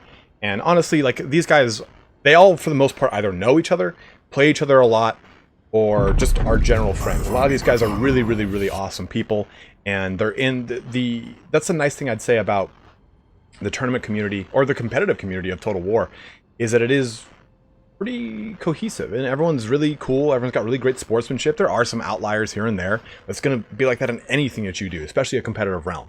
And there are some people that are really cutthroat, and that's, again, to be expected. But I think across the moderators, such as Wicked, Aerocrastic, the people that hold these tournaments, Turin, myself, my son Herbert Walker, a number of other people, we all kind of really prune out any of those situations. So we make sure we get people that are all about like the sportsmanship or having a good time and being honest about what they're doing. And it looks like Tank is going to be selecting Vampire Coast. So another Lizardman. Oh, yeah, he picks Lizardman, yeah. So again, Imperator chose Lizardman and then banned Skaven and Dawi. And he's going to be fighting against Tank, who's going to choose the Vampire Coast on the map of Eschen.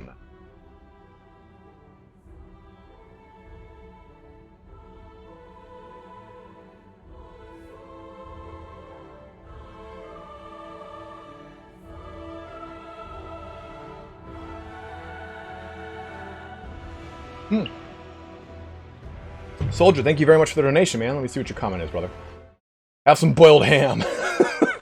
If there's one thing that doesn't get my rocks off, it's boiled ham. If there's another thing, it's rum ham. Rum ham! The final is a best of 5. Great question there, Peter Shanks. Peter Shanks just asked, what is the final? It is a best of 5. Everything else previously has been a best of something else, 3. So you can take a look here. We can see that everything else has been a best of 3 up to this point, with all of our maps corresponding. This is, if you want to get involved in these, you can go ahead and join the tournament Discord in the link below. You can see a link to the tournament Discord, and you can see a link to the Discord that Turn and I both host.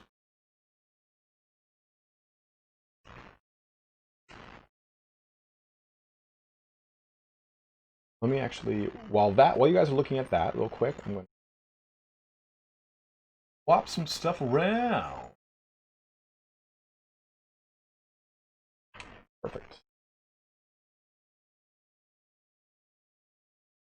Man, I wish the winner got a rum ham. No, the winner will get a $25. What do you mean I need ad blockers? You don't like my ads? That's taxes on the go. What, you guys don't want Monster Hunter World Iceborne Edition? Guys, look, Tax Act. And I don't even look up tax stuff, so go ahead.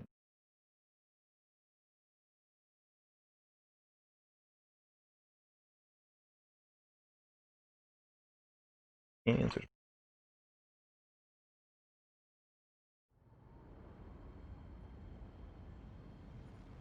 Put that ham in the oven.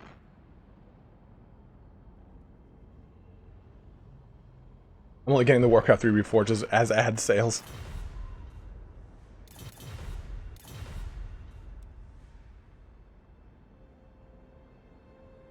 It's a $25 gift certificate to Honey Baked Ham. You can go wait in line for 7.5 hours to buy a spiral cut ham. How would I prepare a ham? But I'd buy a large one at a butcher. I wouldn't go to fucking Honey Baked or anything special like that. I'd just go get a nice big old thing of ham. And I'd make like a rub for it, probably with garlic. Depends on your party. Like if you know people are coming and they like horseradish, I'd probably do like some sort of like horseradish mustard rub across the whole thing. If no horseradish, then just like a garlic mustard rub across the whole thing. Just kind of put that in the oven for a little bit and have at it.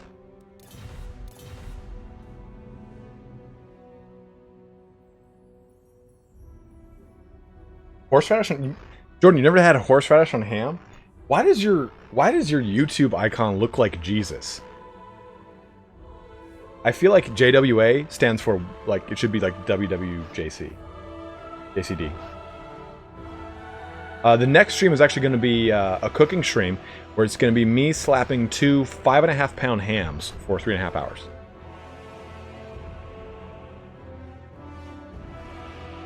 Just waiting for them to select their armies here real quick. Again, this is a best of 5. They do have around a 5-minute or so time limit after they've selected their picks and bans. So they're coming around about 2 more minutes left or so. You had dreads back in university?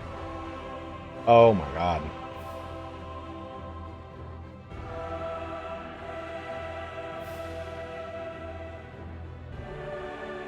Ham-fisted cook show. And Barilla? She did an ad for Barilla, like the pasta? What, did they just drop a bunch of pasta on her when she's on like a muscle car? Like, how'd that work? Oh, she cooked lasagna? Final is best of 5, Tank. Did you ask that?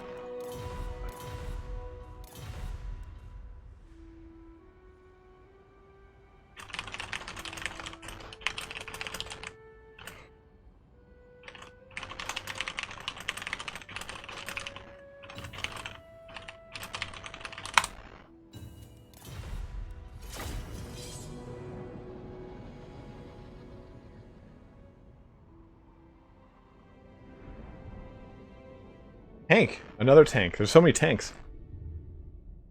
Yeah, Jordan, I've seen your Warhammer cooking series. I watched Grayson Wheels eat disgusting Roman biscuits. The Halfling Cauldron Cup would have been really cool. HCC.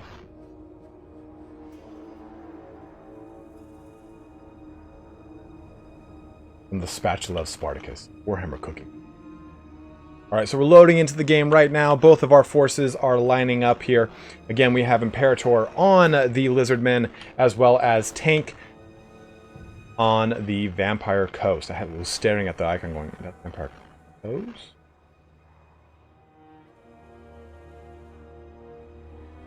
Letting them kind of get a little more set up before we jump into the match here.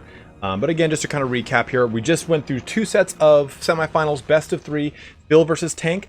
Tank pushed ahead against Phil 2-0, and the same thing with Imperator versus Anticity, with a 2-0 win by Imperator pushing us into the finals right now. This should be a very fun and engaging game here. This is for a $20 Steam gift card. We'll be giving that away to the winner here, and they will also be earning a spot in the grand finals to be held at the end of this month, beginning of next month, depending on players' availability. Spogticus, damn it! It haunts me still.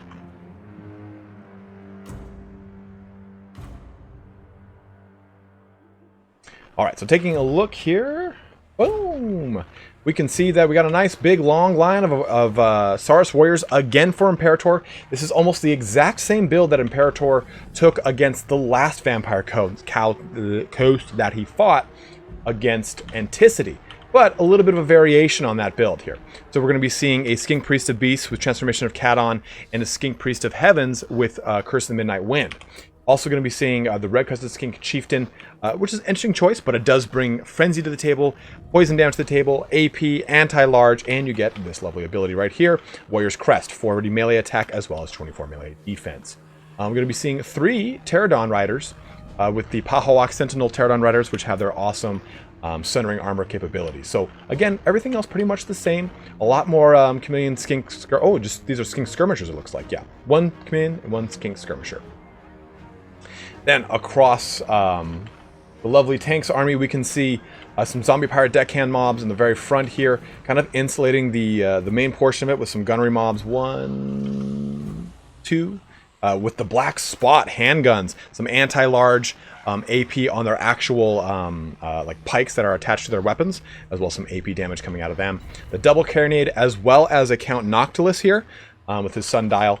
And we're going to be seeing 1, 2, 3 units of Depth Guard. And our fight is underway, guys. Let's see this going off. We can already see the Necrofex Colossus shooting down range. He's already said he's assembling the Autobots and just shooting into the Decepticons down into those lizards. I mean, Lizardmen, I think, are the Decepticon, right? Decepticon have kind of a lizardy kind of feel to them. Bayonets, thank you. Yes, Bowie. I couldn't think of that word. I was like, pike, bayonet. What is it? Ah!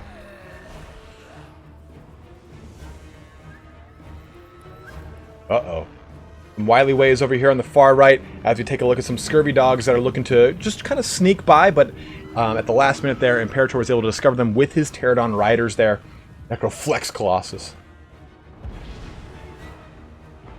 And the Necrofex and the Carronades are shooting into the Pahawk Sentinels, which is a pretty good target. I think, though, that the one big thing that Imperator has going for his army is there's no hard targets to really focus.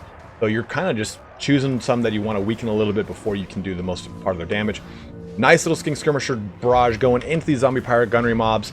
Lots and lots of damage from the Skink cohorts with javelins chucking into these pirate deckhand mobs over here. Scurvy dogs recoiling back from the little discovery with the Pterodon riders, which are also getting shot by another set of Carronades. Even a nice little strong defensive geometry, trying to hold these depth guard back to the last minute so they don't get focused out with too much damage from Curse of Midnight Wind, which isn't, again, going to do as much damage to the heavily armored units. But anything from the Skink Skirmishers, anything with poison, or even the Pahawk Sentinels here. Oh no! Getting a nice summon there to slow down these Saurus Warriors as all forces kind of meet in the center right now. A big old battle royale. Sirens as well, bringing some good physical resistance to the table here. Nice, good 1-2 punch over on this right side, but you can remember your cohort of Sotek has refused to die. They're not going to lose. Oh, man! A nice little drop down of that curse, nailing and knocking apart some Sirens as well as that pirate mob. But again, Death Guard, they have that higher armor, a nice 90. They have hunger, so they're going to be able to rejuvenate as they fight against those Saurus Warriors. A good heal in drop. Was that a heal? Yeah. That was a heal. I was like, wait a minute. I didn't see life. Dropping down the force as well. The backline getting just harassed by some Pterodon riders as well. And we can see those Skink cohorts with Javelin coming up to do some damage.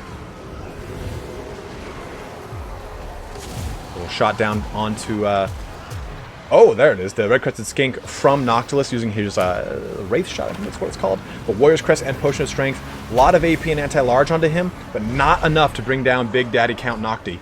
And he is at 50% health, and he just finishes off the Red Crested Skink, but it's only Terrified. It will come back in this engagement. Worry not. Manicore looking to push the advantage, though, onto Noctilus. But he's a pretty mean little guy on his Autobot there. Or just, yeah, Autobot. He's the Autobot. Oh! Necrofex just shooting down range towards that Red Crested Skink. Another Curse of Midnight Wind ripping through the remainder of this force over here. Death Guard, though, making through the fight in a pretty good, healthy fashion. But it did a lot of damage to those Sirens as well. Oh! Every time that thing shoots, it's so awesome. And this is a really good little engagement here.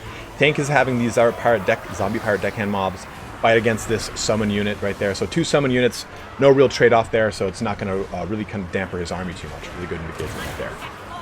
But this left side is so beefy.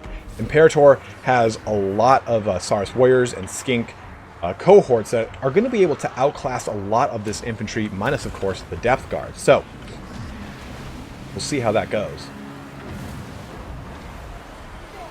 Oh, man. Death Guard are probably one of my favorite units in the game. It looks so awesome. Pure Pork's room smells like cat pee. That's very weird for all of us, I think. Uh-oh. That Skink Chieftain is coming back into it, though. He wants that fight. He wants Big Daddy Noctilus. That's what he's there for. He's there that anti-large, that AP, to do a lot of damage to these targets. Unfortunately, alone, he's kind of outclassed, but he has plenty of support now. Warrior's Crest is down on him. He's looking to focus down the big pointy beard of Nocti. Another Ray Shot dropping onto him. Warrior's Crest trying to kind of keep him in that long fight there. But Noctilus is just getting surrounded by tons and tons of poison damage. It's slowing him down. It's reducing his weapon damage, reducing his AP. Tons of action coming out of him. Skink Priest, though, Red Crescent Skink Chief is routing away from this fight now. You can see that both of the casters are over-invested in this one, trying to knock out what's left of the Depth Guard. And once that really happens, I think that this one is a win for Imperator. The balance power is heavily in the favor of the Lizardmen right now. All that's left really is Noctilus as far as big engagements go, and these remaining Depth Guard. So a really good engagement across the line here for Imperator. Again, no real set hard targets for Tank to really focus on. I liked Tank's choice of bringing Death Guard, kind of hanging them back, kind of keeping them held out of the engagement for a little bit longer. But I think, unfortunately, his army was too narrow to a much wider Lizardman force, which is, again, not as common, right? You don't see a huge, wide Lizardman force every time you see them. But with just simply Saurus warriors, skin cohorts with javelins, Imperator was really able to win the day and keep a lot of pressure onto Noctilus from a range perspective, helping to bring in his Saurus warriors. And again, Tank at the same time was able to use his Depth Guard to shut down a lot of those frontline engagements. But Curse of the Night Wind ripped through those Sirens, those other Zombie Pirate Gunnery mobs. A lot of really awesome things going on in that game. Broken. You're not wrong. Expandu was saying Skinks 2 broken at too much damage on a unit, which is in tabletop was absolute garbage. Very, very true. Alright, so our first win here goes to Imperator. Remember, this is a best of 5, so he's going to have to win 3 total games to pull ahead there. We're going to push on over to the bracket while they set their forces up, and we're going to move into Liangui. Not to be confused with Linguini. So Tank is going to be picking the Vampire Counts and banning Dark Elves and High Elves against them. Dark Elves and High Elves have access to a lot of magic damage, a lot of flaming attacks, all sorts of things between both of those armies, as well as a lot of ways to just simply outmaneuver and outclass the Vampire Counts. So a pretty good choice to ban them. Yeah, Will of Force was just saying Imperator is a top tier player for sure. He just played in Turin's last ECL, and I think he actually lost, and I can't remember against who. He was in the finals, the last one, I can't remember. So counts against the Wood Elves, actually. So Imperator will be on the Wood Elves, and Tank will be playing the Vampire Counts right now. The final is, again, a best of 5. Everything else was a best of 3. So if Imperator wins 2 more times, he will take the win. But if Tank can come back and win 3 total, he will win instead. He won? Okay, yeah. So it looks like Imperator won Turn's last ECL qualifier.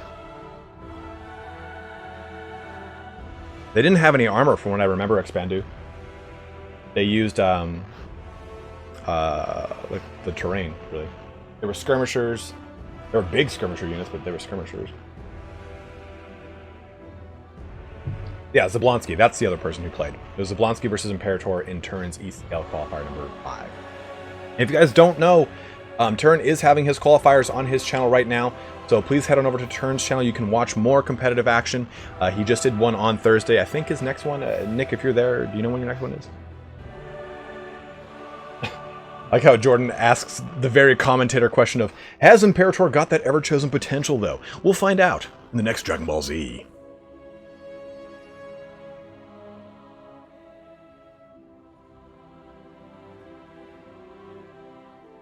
Yeah, Turn has his Eternal Challenger League, which is the exact same format as this. Again, like I said, Turn helped me build out the challenge website for the Warpstone Cup.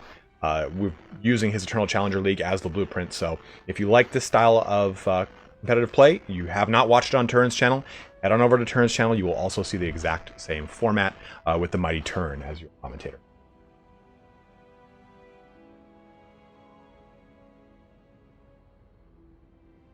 Back to you in the box.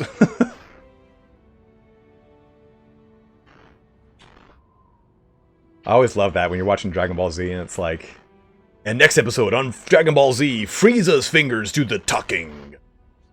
What? That guy actually recently passed away too. The end episode announcer for Dragon Ball Z.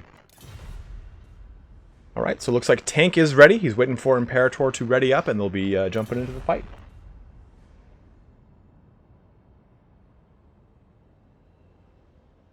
Not Frieza. The announcer, the actual announcer, passed away.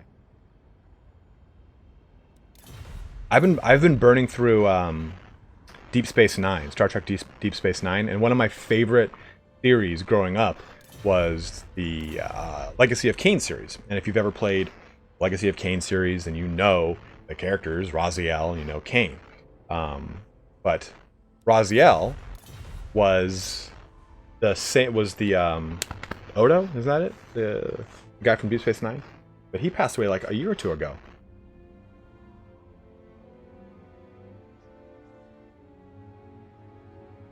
Yeah, Turn is not streaming right now, but he does have this same format and he does stream this.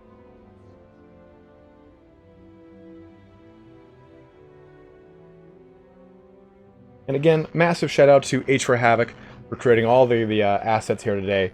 I mean, take a look at that hold screen, which is supposed to be animated. Warpstone. Do it. Yeah, there you go. Take a look. I mean, it's also in... I mean, he made the tokens page here. He made this bracket here. So, hats off here to H4Havoc for creating all of our creative assets here today. Thank you, Crisps, for linking it. Yeah, so you can check out H4Havoc's YouTube channel. Chris just linked it here in the chat below.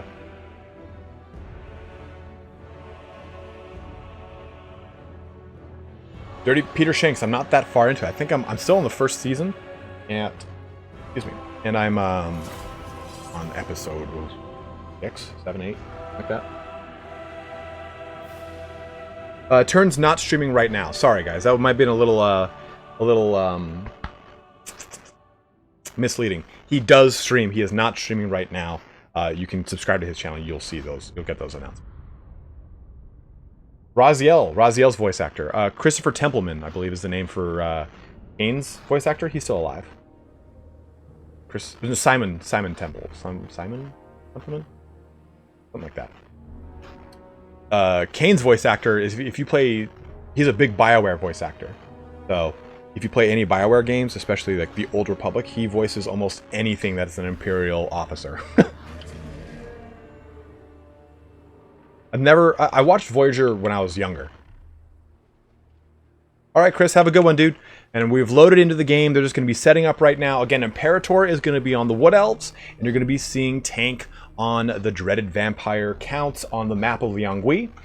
Tank is down 0-1 against Imperator in the finals here. This is a best of 5. Imperator has 1 up on him. Let's see if Tank can even the odds or push it 1 ahead.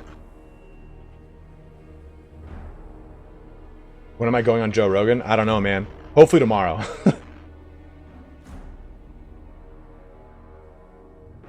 Again, we're waiting for them just to line up a little bit more before we jump into taking a look at their armies. Which I think I can do it on Imperator right now. Okay, so we're jumping into Imperator's side of the fight here. And I apologize for all the trees. Did I not turn this off? Where the fuck? Foliage should be off. Yeah, high foliage is off. These trees are all over the place. So, again, these are the Wood Elves. So he's got a lot of Crypt Ghouls. He's got a lot of zombies. He's got some Grave Guard. More zombies. But he has 1, 2, 3, 4 units of cavalry. 2 Black Knights and 2 Blood Knights. In conjunction, we're also going to be just a Von Karstein Vampire Lord. Hi, Bailey. Not any special character, because he does have Charmed Shield, which gives him missile parry and damage resistance. He's going to have that Flock of Doom, which is going to be quite nice in this engagement, but mainly Storm of Night, which is going to be pretty nice as well. But he also had the ability to summon a Bargulf. But we're also going to be seeing some Fellbats as well to harass any kind of range play, as well as the Dire Pack, and another unit of Direwolf. Now, give it. Taking a look over here at the Wood Elves. That beard. Thank you, Ben. I appreciate it, my brother. Taking a look over here at the Wood Elves, we can see 2 units of the Sisters of Thorn. Some great poisoned missile damage coming out of them. They have access to their Thorn's abilities, as well as Curse of Onrir. In addition to, we're going to see some Wildwood Rangers. I actually haven't seen Wildwood Rangers played in a long time. But they do have AP, they do have Anti-Large. In addition to, they also have Guardian of the Wildwood, which is going to give them another additional bonus versus Large, and Charged Defense versus Large. And Immune Psychology, which is good in this engagement as well. So we're going to see 3 units of them. Branch Wraith, which is going to help out, giving that, I think it's a 6 or 4 increase to melee attack. A Tree Man, oh, I love it. And Big Papa Durthu, as well as some Eternal Guard in the back line. So actually, no ranged play. So it's kind of interesting, well, aside from, of course, the Sisters of Thorn. So I kind of like this build. Imperator took a little bit of an anti-Wood Elf build, did not go with any of the ranged elements that you probably would typically fight against. and you're instead going with a larger line that can do shut down large. You have a lot of Eternal Guard, which can have AP and anti-large. So a lot of very interesting choices here. Black Knight's already, though, getting cleaved apart by Big Papa Durthu.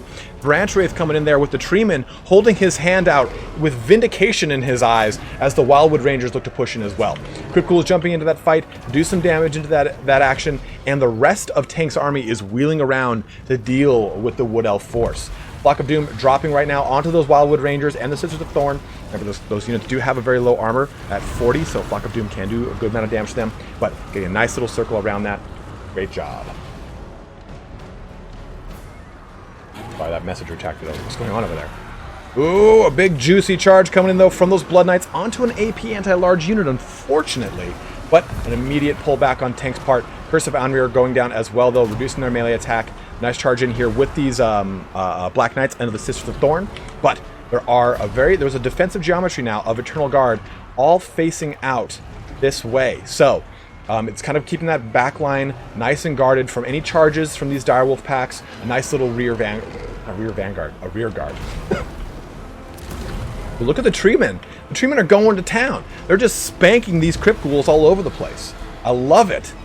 Some zombies coming in here. They're not really going to do much in this engagement. They are going to be able to tar pit, though. Necromancer running around. He probably just has doesn't even have Forbidden Rod. He just has Master of Undeath, giving him some regeneration. Another big charge coming in here. Right into the rear, into those, the Sisters of Thorn. Trying to push through all of those zombies. Flock of Doom and Sword of Daith down on everything now. A big 1-2-3 punch going down. We have everything kicking off across the battlefield. Massive charge in from those Black Knights. Ripping into the Eternal Guard, which do have a charge defense versus large. Charge defense, remember guys, it does negate any of the charge bonus that you see on units. So expert charge defense can mitigate the ones you get from range, from monstrous, large, infantry units, everything. Another Flock of Doom coming down here as well. Again, this is lightly armored units. Flock of Doom is very good against them. Look at these Wildwood Rangers. Everything's kind of getting beat up more and more when these cascading charges done out here by Tank. Look at him. Just doing a really good job of keeping things hitting and then pulling them back immediately. Well, not in this case, clearly, but earlier he was. The big thing, though, the big problem, though, I'd say for Tank is that he's charging into Eternal Guard, he's charging into Wildwood Rangers, and these things all have charge defense versus large things. They have anti-large, they have AP, but they're going to be really best suited to take these charges in the face. So, although Tank is is able to kind of go back and forth in these charges, he's still doing them pretty. He is kind of locking down a lot of his advantage with those charges. Imperator is looking to kind of edge up a little bit, though, in the balance of power. It's like a 60-40 in favor of Imperator versus Tank here in the finals. This best of 5, getting a nice little pullback from his Blood Knights here. A lot of zombies, though, on this right flank, trying to kind of bog things down so we can get better opportunistic charges. But Durthu and the Treeman, look at these just haunting charge of the Entmoot as it comes through. Saruman should know better. Plodding their way in and out of combat. Von Karstein Vampire Lord floating above everything, dropping Flocks of Doom down here and there. Blood Knight's kind of circling back, and it looks like right now Imperator just mainly has to deal with zombies. He does have 2 units of Blood Knights, which can threaten Durthu and the Treeman, but he needs to get those on Durthu and Treeman. He needs to stop charging into these anti-large AP units. It's going to be very, very detrimental for him in of course, the short and long portion of the game. Not the last march of Durthu. Another Flock of Doom coming down. Sword of Daith, I think, was a little bit ago. Yep, Sword of Daith again going down, reducing that armor. I mean, nothing in this army really has substantial armor. The Graveguard were shut down a little bit ago, I believe. Yeah, they were shut down a little bit ago. Oh, they're right here. Last remaining portions. 90 armor. That's the only big armored unit here. But for the most part, you've got that Branch Wraith, which is able to drop Earthblood. Shield of Thorns from the Sisters, which is going to give that physical resistance and that weapon damage bonus. Mighty Von Karstein Vampire Lord, though, has landed. He's going to be in a pretty bad position here. He's around a lot of anti-large, and Imperator is going to just swarm him with Eternal Guard and with Durthu. They're just stomping him into the ground. Look at that. Look at that. You come into my wooded realm. So an amazing little force here from Imperator. No range units at all, minus the Sisters of Thorn. He did have these Unit of War Dancers, which I unfortunately did not see, but I liked this kind of defensive geometry of using a rear guard with the Eternal Guard, the Wildwood Rangers to absorb a lot of charging and dealing with units, because the Wildwood Rangers can still trade into pretty much everything else in that Vampire Count's army, for the exception, of course, of stuff like your Grave Guard, which are going to have that anti-infantry to kind of cut through them a little bit better, right? But charge defense only works from the front and if the unit is braced. So, which you were actually seeing. So if those Eternal Guard, which were facing those Blood Knights being charged into them, if the Eternal Guard were moving, they are not considered braced. If it's the rear or the flank, they are not considered braced. So, oh well, they do not get their charge defense. So they need to be front-facing and braced. And Tank's army is very interesting, with a lot of Crypt Ghouls. I would have expected actually more of Skeleton Warriors and Graveguard planning for some ranged play. I think that setup actually still would have worked really well here. The Blood Knights would have been able to just focus down the Treeman and Durthu.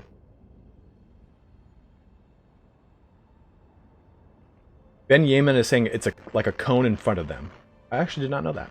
So I guess if you're looking at, if like this is the unit, it would be like this, what it kind of looks like, I would suppose. You have like a little portion of your front that's still considered a flank.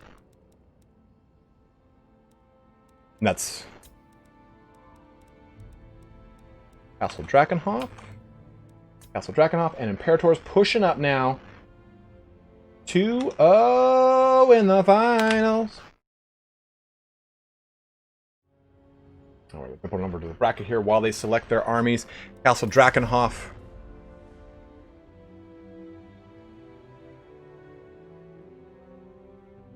Yeah, and someone just made a point here that you don't really see a lot of Wood Elf builds that are solely non-ranged. I really agree. That was really awesome there.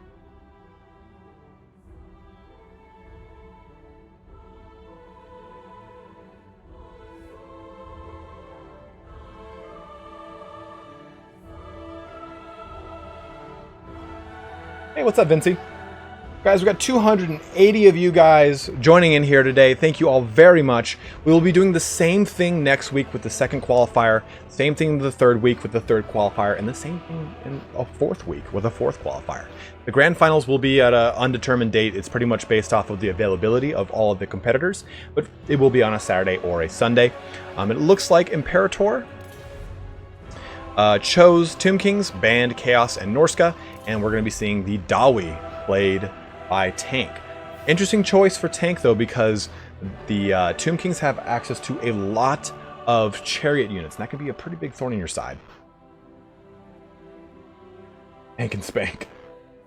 Yeah, guys, there's 280 of you guys here. If you do like what you're seeing here today, please make sure you're liking the stream. If you want to get involved, make sure you join Turn's weekly Discord tournament below. You can get involved in both my qualifier and his qualifiers in the Eternal Challenger League, which he hosts on his channel. In addition to that, anytime you watch any content creator, liking their videos always helps out a ton. It's a really awesome little non-invasive free way to support their channel. Helps out quite a bit. The way it kind of works is, and this was explained to me a long time ago, the way Google's algorithms work, they change every 2 weeks. But essentially it tells Google's algorithm that this title matches the content, and it is good. Yes, that's what the likes kind of tell the algorithm. Yes, this is cogent, all good. If I had put up Crusader Kings 3 tournament, well, that's not true. So disliking it would kind of tell Google, oh, okay, that's not right. We're not going to recommend that to people. Portocali, what's up, man?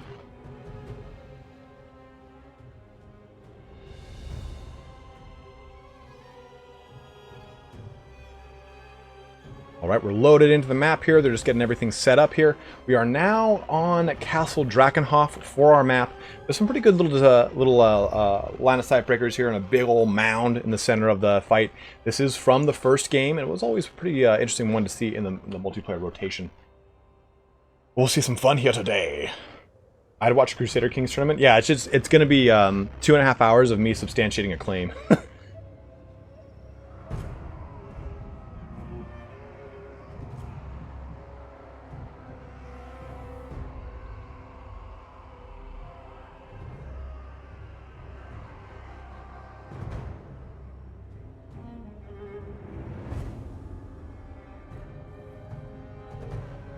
So just waiting for them to get a little more set up, and we'll jump on over to the stream.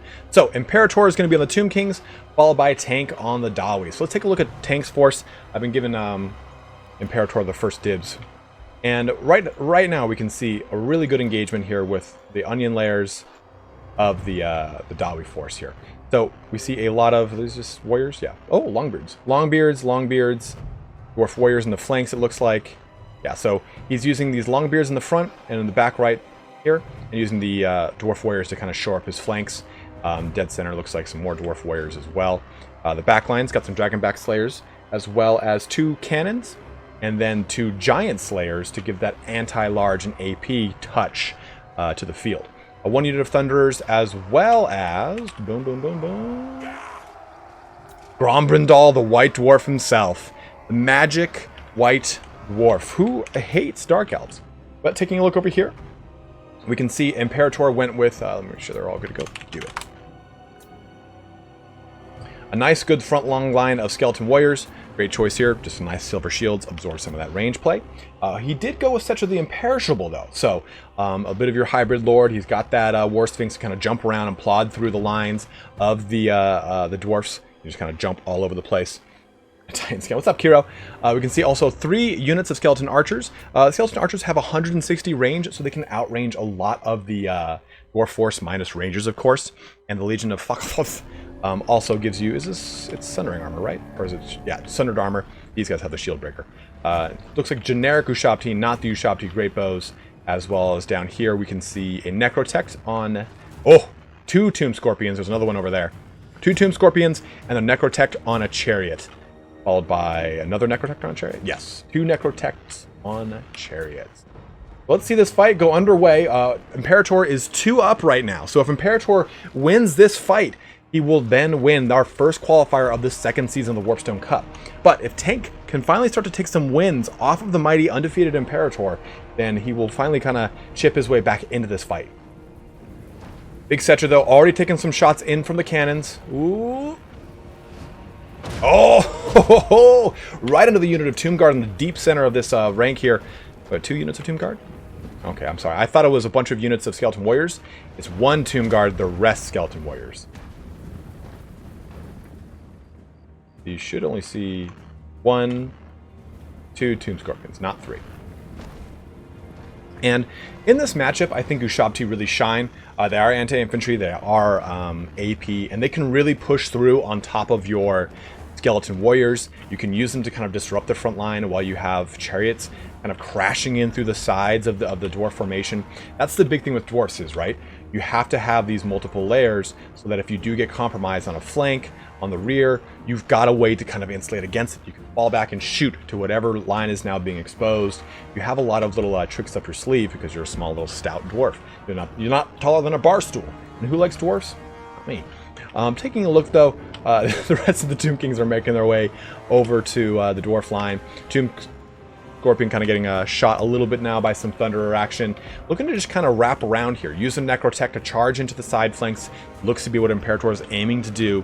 Use the Tomb Scorpions in the exact same light as well. Silver Shields from the Skeleton Warriors, absorbing some shots in from the Thunderers as they kind of get into position here. And again, you can see that Imperator is just spreading out.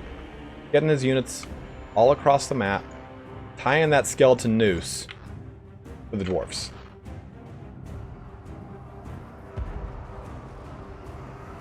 Taking some shots in from the cannon over there onto that Tomb Scorpion. Freeing up Setra to get a good charge over here as well. Tank did have the Thunderers out of position though, and he got them back in just in time for the Longbeards to face the charge of the Skeleton Warriors, but Setra don't care. He's going right for it. Giant Slayers though, AP, anti-large, they're built for this kind of engagement, going right for Setra the Imperishable as well. Setra being supported now in from the Skeleton Warriors. The nice thing about the War Sphinx though is you kind of want to use it like a Sphinx, or a Sphinx? Yeah, like a Chariot. You can use its attack animations to push you through, path you through these big engagements right now. The Giant Slayers almost got pulled into a very, very bad fight for them, right? They want to be in engagements with large, scary units. Let's take a look at this other flank. Things are lining up for this Tomb Scorpion, this Necrotech. They want to be in those engagements where they can use that anti-large and AP to their advantage. And getting them fighting the Skeleton Warriors is not going to be advantageous. But thing to also keep in mind, Giant Slayers have 0 armor. So, Imperator, knowing the thing that's going to take him down fastest in this fight is those Giant Slayers, he has all of his ranged units fire for those. He doesn't care so much about the Skeleton Warrior, about his Skeleton Warriors getting ground down by Dwarf Warriors. That's not the big deal. He's got the Tomb Scorpions to deal with those. He's got the Necrotech to deal with those. He's got Big Daddy Cetra to deal with those.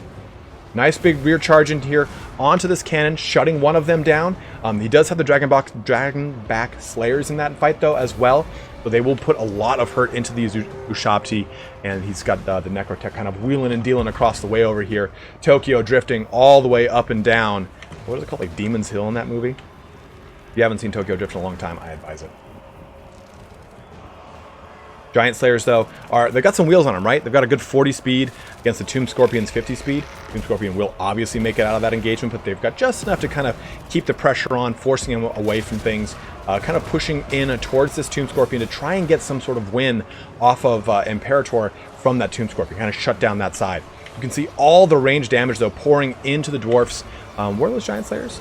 Oh, Dragonback Slayers getting pulled up the line, chasing these Ushabti. Imperator saw that those Ushabti were getting shut down and pushed them back up, pushing them and exposing them to the range fire from the Skeleton Archers. Take a look here too. The Realm of Souls is about to hit that 3rd ring, and when it does, we're going to get another summon, I bet, of Ushabti in that back line. Right now, Necrosphinx jumping in on these Thunderers, shutting down that AP missile fire from them. But I think that Tank is doing a really good job of responding to these threats. He's not leaving himself too exposed. He does, by the virtue of fighting against stuff like Chariots and the War Sphinx, he does have to kind of concede those points, but he's still keeping things supported. He's trying to keep those Slayers in more advantageous situations. Unfortunately, not right here. Oh, it was Warriors. Still, okay. I thought those were the Slayers that ran out too far. But there it is, that second summon up right on top of this cannon like we were talking about earlier. Those Ushabti over here are making short work of these Thunderers, which are now hit in with these Longbeards, but a nice free charge onto this cannon by Imperator, which has nothing to really defend them. Giant Slayers kind of going back and forth, kind of pushing things away from this back line, trying to free it up as best they can. A nice good charge in, though, for the Necrotech, just skating by. You can see that Imperator saw what was going down, just pushed it out of that situation and decided to go for the Thunderers instead, while the Giant Slayers couldn't quite shut down that Necrotech. But look at this. I mean, Petra is pretty wounded right now, and these Thunderers have been getting some pretty good support from the rest of the line. You can see for the most part, the Dwarfs are winning these frontline engagements against... Ooh, that's not frontline. Against a lot of just the chaff Skeleton Warrior infantry. So it is still a 50-50 balance of power right now. There were a lot of really good engagements for Imperator, but I think the tenacity and the resilience of the Dwarfs is really starting to pay off as they keep in the fight for a long time in these situations. Cannon is able to just get some good pot shots off at Cetra, even though he's able to get Narrow's Incantation down and negate 44% of that physical resistance or physical damage coming his way. These Giant Slayers, unfortunately mucked up on a summoned unit, are still able to shut down this summoned unit, which is really, really nice.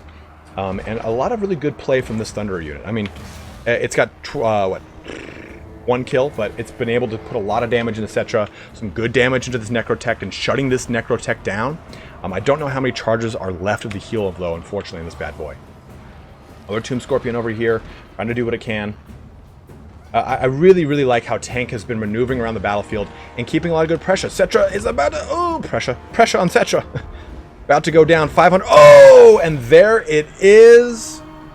Tank just took a win off of Imperator, who almost won this day entirely undefeated. I think at least. Bam! A valiant defeat, a good fight by Tank. Imperator brought a lot of really good tools right here, right? He brought some Ushabti, he brought some Tomb Scorpions, he brought some Necrotech Chariots to really threaten. I like the use of the Archers to threaten all the unarmored units of Slayers that he would probably see here. And I really like Tank's ability to respond to every threat that jumped into his back line. He was able to use his Slayers, counter those Ushabti, counter that Tomb Scorpion play, and it forced Imperator to not just simply click and move to a different portion. He had to micromanage where his click was. If you saw the Necrotech, for example, rather than just going for the cannons, he had to divert from the cannons and then go back into the Thunderers. And Tank, who had those Giant Slayers going for the Necrotech, scared it off subsequently enough to then threaten back into it. So I really liked how Tank was able to kind of really react to all those many threats. So awesome play there by Tank, bringing it up 1-2 in the finals. I was talking to Tank in the locker room, and he was saying that he started to take deer antler spray, and it's been increasing his game tenfold. Alpine Ridge, going back to the bracket here.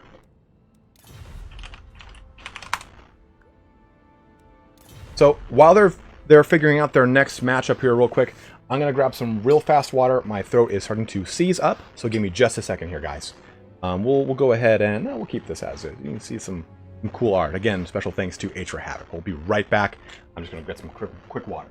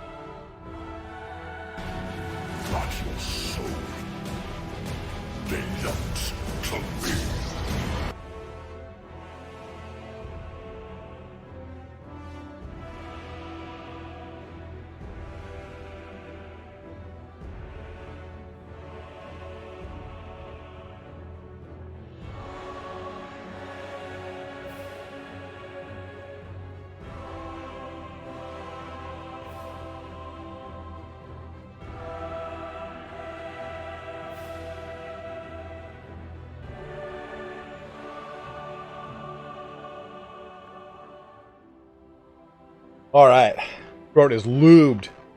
One like equals one prayer. For the lady!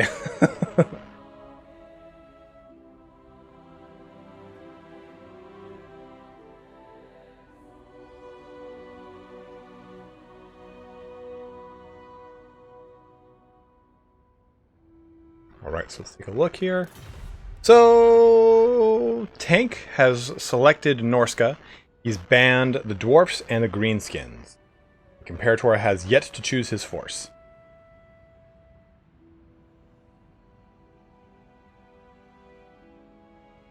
$284 you bros checking in here for the finals today. Hope you're enjoying everything.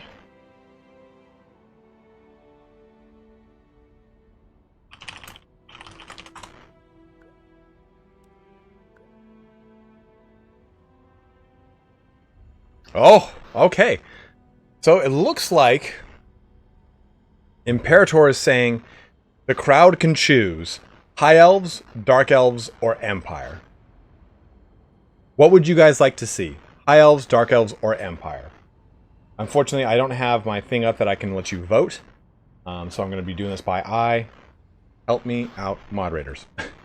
Ooh, that's a lot of Empire. Ooh, 1, 2, 3, 4, 5 Empire. 5 Empire, 6 Empire, 7 Empire, 8 Empire, 2 High Elves, 10 Empire. Oh, Empire is resounding win right now. I've seen 3, 4 Dark Elves, 2 High Elves. Yeah, Empire's got it. A champion of the people, Imperator chooses Empire. A fitting action.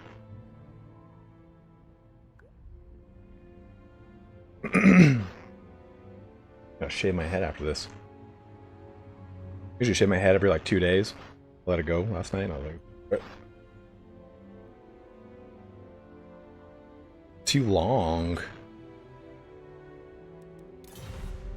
Hero Haas dropping 50 Norwegian oaks. There are 140 heretics in this chat for not liking. Exactly half. Some of the witch hunters. I agree. Guys, make sure you pump up those likes, bros. Pressing that like button is huge for any content creator that you watch. Action has my consent. Empire it is. So Imperator on the Empire versus Tank on Norska, playing on MP Alpine Ridge. Thank you very much, Kiro, for your donation, my dude. Norwegian Kroner, that's what it is, okay. For those of you who need a standard on that. About $5.50 USD. I guess we'll just move the decimal next time. That's 10 cents, yeah. Decimal. Dark Elves, Lizardmen, or Tomb Kings? Help me decide. What's the last campaign you played, Garland Green? Veritas, and you unliked it, man. That's what that means. Oh, that's what that means? Oh. Tomb Kings are fun if you're playing... I mean, Ark in the Black can get very grindy. Last thing you did was Snick. Do Lizardman. Alright.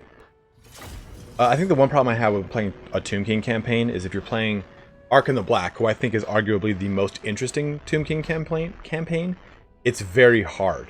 Because it's just so grindy when it comes to fighting against other Tomb Kings. If you go to Tomb... Oh, yeah, do Khalida then. Khalida's way more fun. I was going to say, if you play anyone not on the Southlands as a Tomb King, it's way better, I'd say.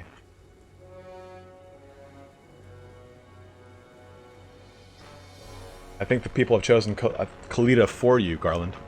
And again, Garland, thank you very much for our first donation of the Warpstone Cup Season 2. I appreciate it, brother. Alright, so they have loaded in. They're just kind of setting their armies up right now. Again, a tank is down, or I'm sorry, Imperator is up 2-1 to tank in the finals. This is a best of 5. We're going to see if this goes to a game 4 or if tank can, or sorry, if Imperator can win right now. Nico, thank you very much, man. I'm glad you enjoyed them, brother.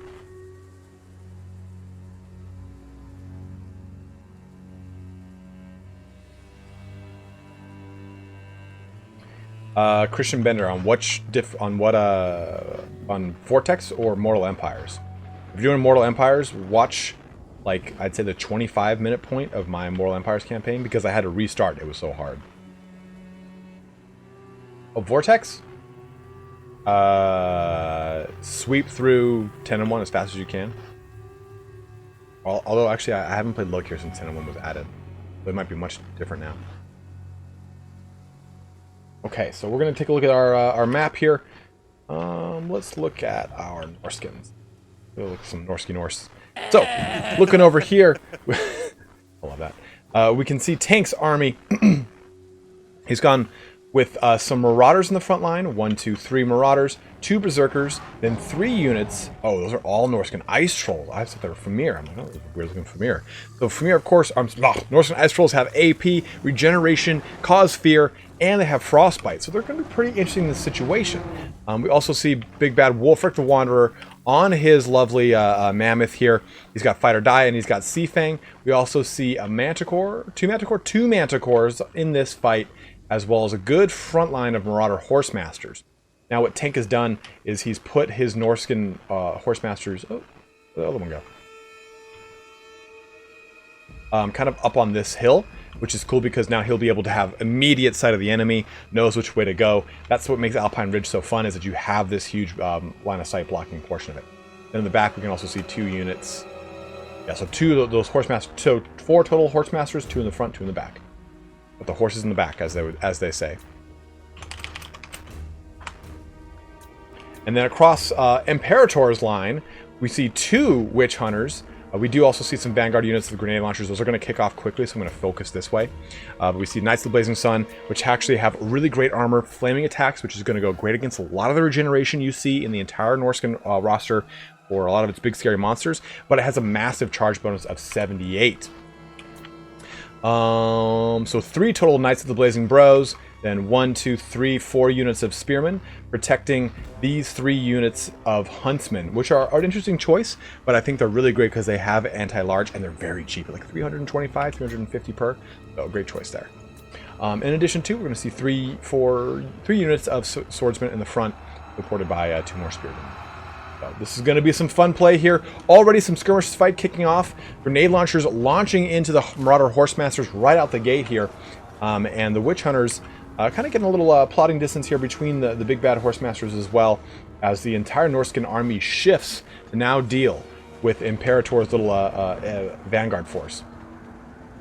Taking a look at 2 here, Outriders, they do have a speed of 84, but they have 18 and 14 attack stats, versus the Marauder Horsemasters, which have a speed of 90 and 26 and 26. So if these guys catch any of your skirmisher units, they can actually take them down very quick.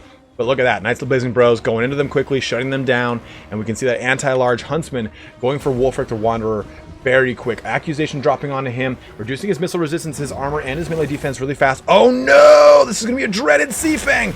Imperator shifts at the last minute, taking down a good portion of this Huntsman unit and almost all this Swordsman unit. So great little move there by Tank, and a good reaction by Imperator. Manticore jumping down here onto the Witch Hunter. We have Balthazar Gelt looking to just put that gold face mask in someone's mouth. Oh! Norscan Ice Trolls getting charged by the Knights of the Blazing Bro. Really great in this situation because that flaming damage is going to take advantage of that weakness. Oh no, and a big charge in from the rear now onto these Huntsmen, coupled in with the Manticore. Imperator responding by bringing his Spearmen into the situation. I gotta take a breath. We also can see too, we have a Shaman Sorcerer of Death with some Spirit Leech. It's going to be able to threaten stuff like Balthazar Gelt, as well as Big Daddy Witch Hunters. Woo! Oh, woo! Gotta get that voice primed. But Manticore's just leapfrogging from engagement to engagement. We have these Knights of the Blazing Bros again jumping over here to these Norscan Ice Trolls, but Big Daddy Wolfrick's coming in with Fight or Die, trying to hold them in this engagement, keeping them kind of locked into this for a little bit longer. Knights of the Blazing Bros over here losing this engagement handedly, and being unfortunately beat back. That is an unfortunate move there for Imperator because that is a big chunk of his army. Because 2 of his units of Knights of the Blazing Sun have now been shut down. And the backline is just rampant with these Manticores and Chaos Trolls pushing through further and further. There is not a lot of anti-large in this army or AP. So things are really going to get a little bit of a cascading effect. Tank is doing a great job of singling down these Knights of the Blazing Sun, taking them down one at a time. We've got this one coming back, and the one on the far flank might be kind of coming. Yeah, it's coming back into the fight right now. But really the big deal here is that Imperator has to shut down these big, huge monsters, which are able to get in the backline and disrupt a lot of the big advantage that the Huntsmen bring to the table. Nice Seafang ripping through these 2 Spearmen that are pinned down, that have pinned down this Feral Manticore, and you can see, oh man, Wolfric is just bucking these Outriders over there, and the Horsemasters are chucking spears on them as well. The Shaman Sorcerer of Death though is in pretty bad shape, but it looks to be kind of getting out of its engagement. The Balthazar Gelt sitting pretty in the back of it. So, alright guys, just give my throat a little bit of a break there. Woo! Gelt jumping though, right onto that Shaman Sorcerer, just getting rickrolled by him, poop rolling all over the place. They just push into the mud. Looks like a Spirit Leech dropping onto him, and Wolfric knows his next target, and it is going to be Big Daddy Gelt. One of those Manticores is running off. You can see that the Empire's been able to kind of get a little bit of an advantage over here, shutting down this unit of Marauder Horsemasters and kind of surrounding them and putting spears into their faces. And then over on the right flank, the Huntsmen that were beaten back by the Manticore has now come back and are starting to shoot into both the Manticore and Wolfric the Wanderer. Plague of Rust dropped on him to reduce that armor significantly. 10 armor on Big Daddy Wolfric over there as that Shaman Sorcerer gets focused down, and Balthazar is getting karate chopped by that Manticore. Is he terrified? No, he's actually broken. So we will see Balthazar Gelt being chased off the map by this Manticore, giving Tank a very strong advantage right now. I think that his ability to, again, react very well to what Imperator brought has been able to keep him in this fight. He really needs to get these units, though, into this fight. The big thing with Chaos Trolls is you're going to count on them breaking and running away. But the best thing about a Chaos Troll is that it has a ton of regeneration. So while it's running away, it's going to regenerate. It'll come back, it'll regenerate. So even if it's not in the fight, it'll still be able to get it back into that fight quickly. 50% though now, on to Big Daddy Wolfric here. He does have, what is this on him? Oh, I saw something on It's probably Accusation, since Gelt is all the way over there. Gelt just barely edging back into this one, and we can see both the Witch Hunters coming into this. A nice dropping down of Seafang yet again. And it actually went pretty well here too. It knocked a lot of these Spearmen down, hit some of these as well. But we still see this Manticore in the fight, getting shot by little pieces, little arrows here and there. I think what needs to happen is Gelt needs to be just completely shot apart. As long as, if Gelt can be brought down entirely, I think Tank will really help out, or it'll really help Tank out to really kind of push this one. The balance power is still at 50-50. And unfortunately, Wolfric is not engaged very well right now. He does have a Plague of Rust against him. He's got Accusation down on him as well.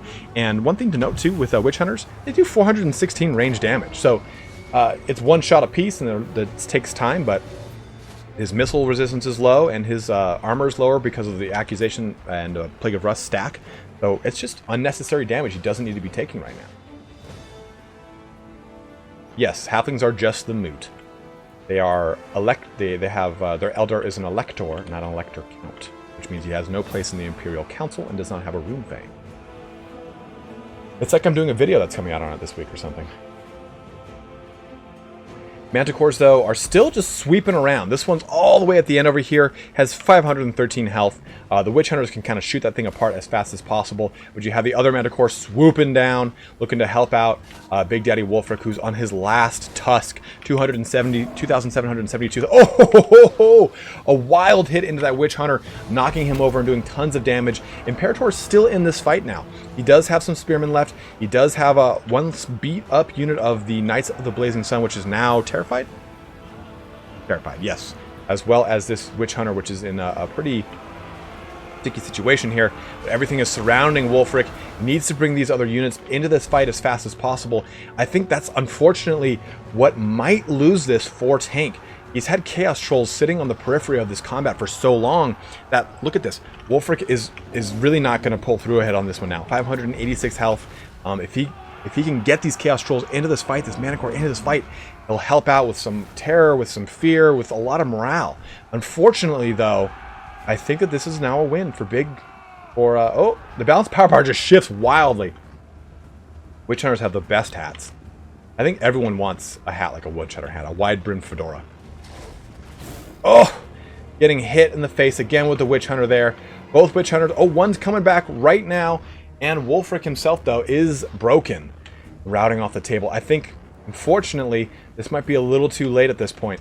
If these forces had been in this fight, it really would have helped out. I can't stress enough, guys, if you're playing Norska, Greenskin, Skaven, anything that pretty much has a mechanic or low leadership that is geared around fleeing, make sure you're watching your battle map and pulling those things into the fight as fast as possible. You want them to keep getting those value adds, especially if you're playing Dark Elves, too. Dark Elves get that late game spike with their leadership from Murderous Prowess and Mastery. Oh no! Oh no! Does Tank win on army losses? Does it happen? And there it is.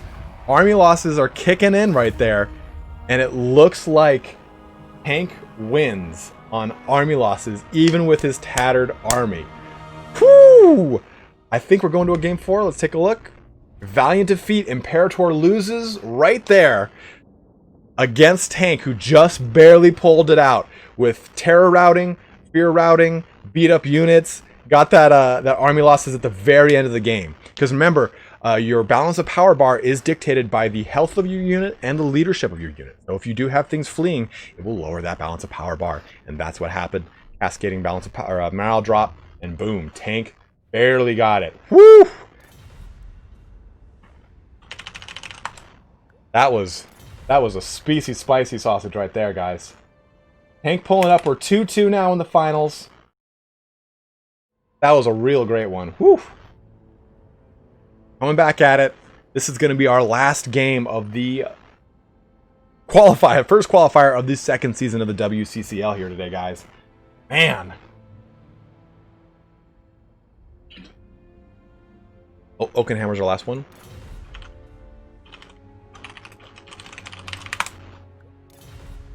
Wow.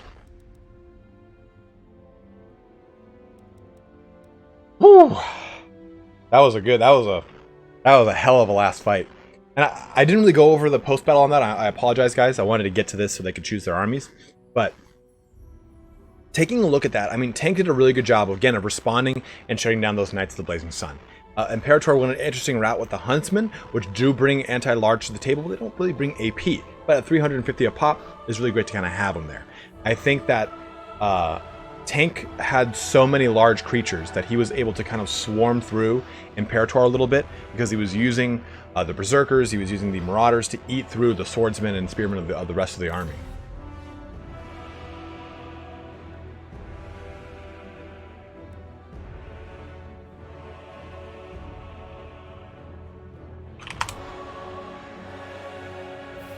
One sec, guys. Real quick question on the rules.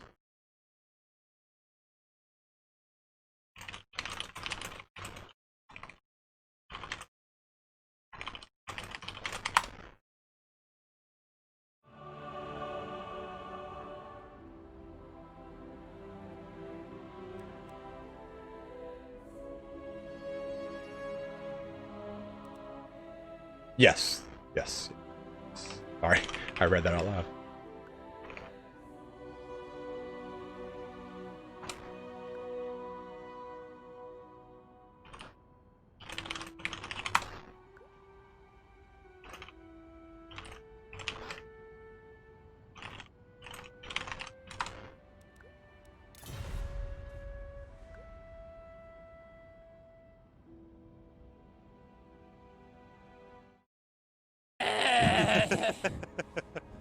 Thanks for subscribing, Rich.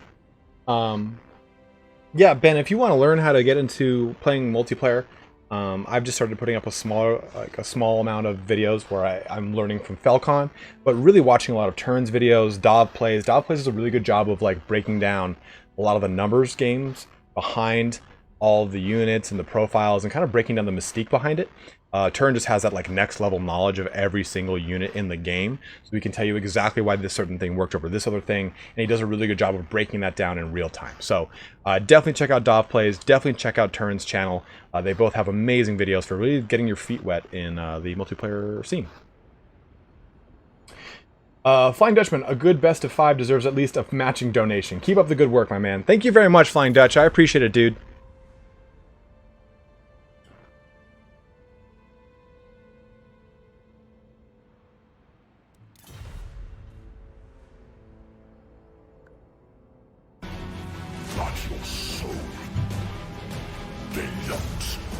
And Mezcal brought a really good point up too. You got to play more. Firstly, you can't just improve by watching vids. Also, Party Elite does a lot of good videos too, a lot of good tutorials. Indie Pride from Milk Cookies Total War does a lot of quick battles as well. Heir of Carthage used to do a lot. I think he still does, right? I haven't looked in a long time. But my biggest advice though is if you want to get better at playing multiplayer, just play. Just play. It doesn't matter if you don't play. Or it doesn't matter if you watch all the videos. If you don't just get your hands on the units, get familiar with things. Because the one thing that's going to really help you out is how to deploy your army, how to use your micro, stuff like that. And if you don't do it, you'll never really get that much better. And micro is a depreciating skill. Like, any of these top tier players will tell you, Romulan Dog and I were talking about that the other day, like, he was like, man, I didn't play for like 2 weeks, and I feel like crap. Like, you have to really, really, really, really play a lot to keep that micro quick. And it's like that for any other strategy game, right? Where it requires a lot of really good micro. All right, Imperator is choosing to you guys again. He's saying the crowd can choose my faction again. Right now, it looks like Tank is going to be playing the Skaven, and we're on the map Oakenhammer. Imperator said, the crowd can choose my faction again. Beastmen, Dark Elves, or Bretonnia. And then he said, please pick Beastmen. So guys, do you want him to play Beastmen, Dark Elves, or Bretonnia? A Chaos was banned. He cannot play Chaos.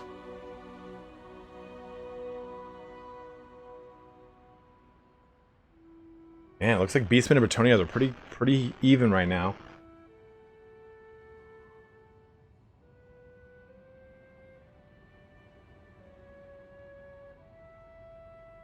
It's like for every Beastman I see 2 Bretonians, and for every Bretonian then I see 2 Beastmen.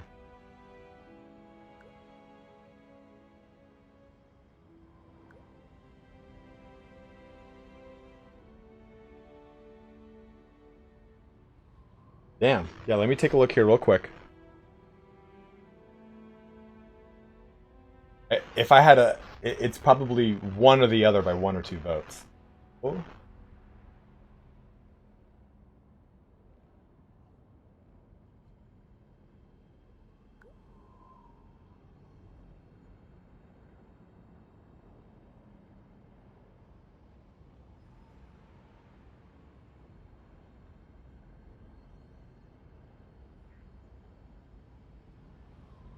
Okay. This, hold on.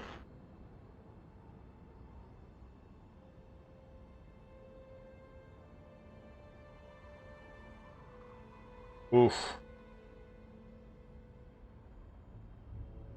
13.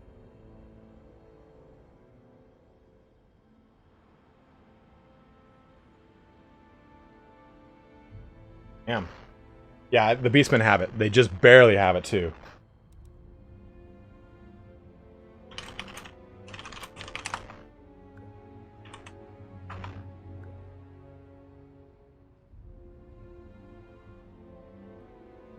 Hey, Cypher, we're having some fun, man. Just calm down over there.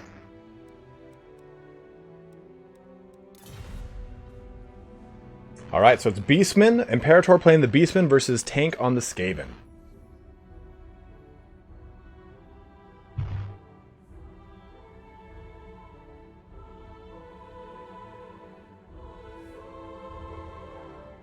This is the last match of the day here, guys, for our first qualifier of Season 2 of the WCCL. We have seen Phil and Tank duke it out in the semifinals, in which case Tank went 2-0 against Phil, and then Imperator versus Anticity in the other semifinals, in which case, of course, Imperator went 2-0 against Anticity. Now we're up in our finals. It was 2-0 against Tank, and Tank was able to pull a win off of Imperator, and then another one. So now we're 2-2 in those finals for our very first qualifier today. Taking a look too at the overall bracket. Let's take a look. Oh, where the fuck are you at? There you are. So we can take a look at kind of like the tail, right? So Tank has kind of bounced back and forth through some of these matches, right? He took one win off of Hadri's and then won and pushed ahead. It looks like he won a disqualification there and then another disqualification. So it looks like Tank only had 2 real big matches throughout the day. The rest were disqualifications. Looking at Imperator, we can take a look here that he fought almost all of his fights. 2-0 against Papa Palpatine, 2-0 against Monochrome, 2-1 against Vicious Satsuma, and then 2-0 against Anticity in those semifinals. So it's been a really pretty wild fight here today. They were not disqualified. Why there's only 1-0? You can't go to the next round if it's unless it's a best of 3. We'll take a look at how it goes and what happens.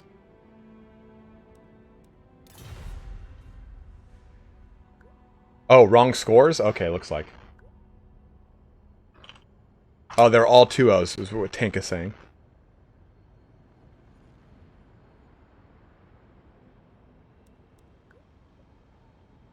It is 2-2. Why does it not reflect that? Yep, 2-2.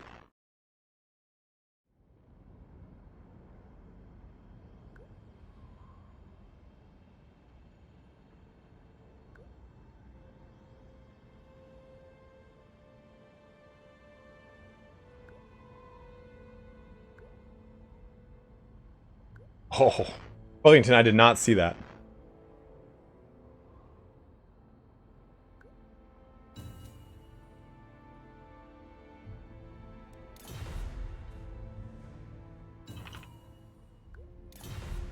All right. They have both readied up. We're going into our final fight here on Oakenhammer. Imperator playing the Beastman versus Tank's Skaven. A lot of skittery tails and hooves.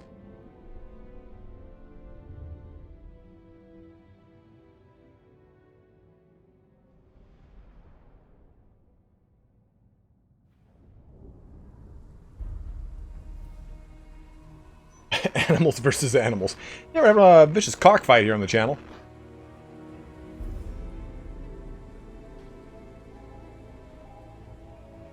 It looks like you guys are talking about some of like the spicy banter, as it were, in the tournament Discord. So if you do want to join in on some of these tournaments, you can find the link in the description below for the tournament Discord and join into both Turn's Eternal Challenger League or my own Warpstone Cup competitive league, the WCCL versus the ECL. I think it'd be really cool is if I'll talk to Turn about this, but our grand finalists, if they had their own bracket. The Eternal Warpstone Challenger League.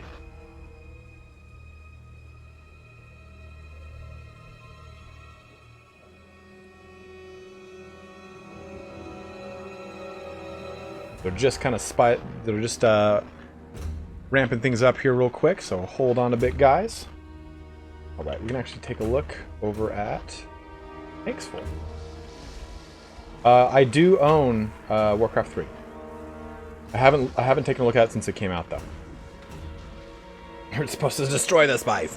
So, taking a look at Tank's army, he's got a front line of Skaven Slave Slingers. Now, a nice 120 range of these bad boys. Not a lot of damage, but damage by volume at 105 total in their unit. Now, you can see two intermixed Clan Rat Spears with some Skaven Slaves throughout the rest of this front of the front of this army. In the back, we can see more Skaven Slaves and then some Clan Rats with Spears as well. Now, two Big Daddy Hell Pit Abominations as well for Tank's army, and two Poison Wind Mortars, as well as a Plague Priest. Let's see what the Plague Priest brought. Pestilent Breath on both the Furnace and the Priest itself, as well as Vermintide and Pestilent Birth. And Billowing Death is, of course, the ability from the Plague Furnace. And who's that scroll? Oh, Deathmaster? Deathmaster is going to be our lord for this force.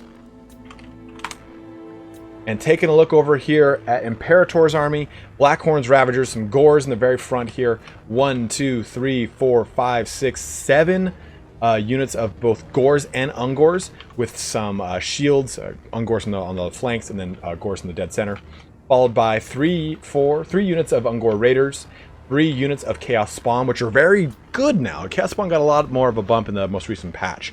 They have a lovely amount of poison damage, unbreakable, cause fear, great in this engagement. Now, Cyndigors with throwing axes on the flanks, looks like 3 total ones of those. We have a Brace Shaman of the Wild, and I do not know the wild icons off the top of my head, unfortunately, with Brace Scream and Vile Tide, as well as the Jagged Dagger. So that is an Arcane Conduit that costs health, keep that in mind, and Khazrak One Eye himself. Look at this Poison Wind Mortar, already ready to shoot some stuff down. Dropping bombs onto these Gore herds. It is going to mulch through this infantry line. And the nice thing too here is these Gore herds, they all have bronze shields. They're trying to really mitigate a lot of the range damage you can really deal with when you're fighting against Skaven. So Imperator already getting over to the right side here, using his Cyndigors with throwing axes to actually charge the Skaven Spears. They don't have the best melee stats, but they have far better than Skaven Slaves. Being charged in, though, by the Skaven Clan Rats. The Blackthorn Ravagers are coming over here on the right side. We get already a nice little attack in from Khazrak One Eye, who is getting chased down by that Hell Pit Abomination. Good lord! Locked in place by the Deathmaster's Sigil, which is, I think it's like a 30-40% or 40 second, like 0.2 second lockdown, I think it is. It's a very long lockdown. I can't remember off the top of my head now. Now I have to check. If I can look at it. Alright, we'll look at that later. And someone in chat I know will help correct me on that. So, Chaos Spawn moving up here. A nice little good response to that Alpha Strike in from Khazrak One Eye, using the Hell Pit Abomination and Deathmaster Snikch to kind of both karate chop that Alpha Strike and put a lot of hurt into him. Chaos Spawn getting mulched up here by the Hell Pit Abomination as the Poison Wind Mortars finally start to get compromised on the left flank, but the right flank is still looking pretty good. Nice little explosion, though, there on the right side into these Clan Rat Spears, doing tons of damage. Look at that guy. Blackthorn Ravagers onto the Hell Pit Abomination, but going right for the Brace Shaman of the Wild. It's only 7 seconds? Okay, I'm probably thinking of the Clan Eschen lockdown ability, which I thought was like 22 seconds or some sort of like obscenely long time. Again, I haven't really looked at that much since the DLC dropped. But we still have the Plague Furnace in a really good situation over here. Kind of looking hot and heavy over there. And plenty of the Raiders shooting into the Hell Pit Abomination, which is also surrounded by Chaos Spawn, keeping it in place. This is unfortunate for Tank, because these units, we've always talked about this, Ungor Raiders don't have a lot of damage. But they use their sheer volume of fire, and they use them in these engagements to focus down big scary things like these Hell Pit Abominations, like dragons on them when we're playing against High Elves. That's the best thing about those Ungor Raiders, is using that ability. Deathmaster Snikch, though, coming out from the Nether regions to try and do some damage over here, throwing axes into the Plague Priest, which is a good call right there. Trying to knock down that furnace as fast as they can. And look at all of these fleeing Skaven. Remember what we were talking about earlier. Skaven, Beastmen, Greenskin, anything that kind of relies on that ability to route, you want to keep back in the fight as fast as you can. One Hell Pit Abomination down, the other one is getting focused very heavily by all these Ungor Raiders, and unfortunately Imperator is really against the wall right now.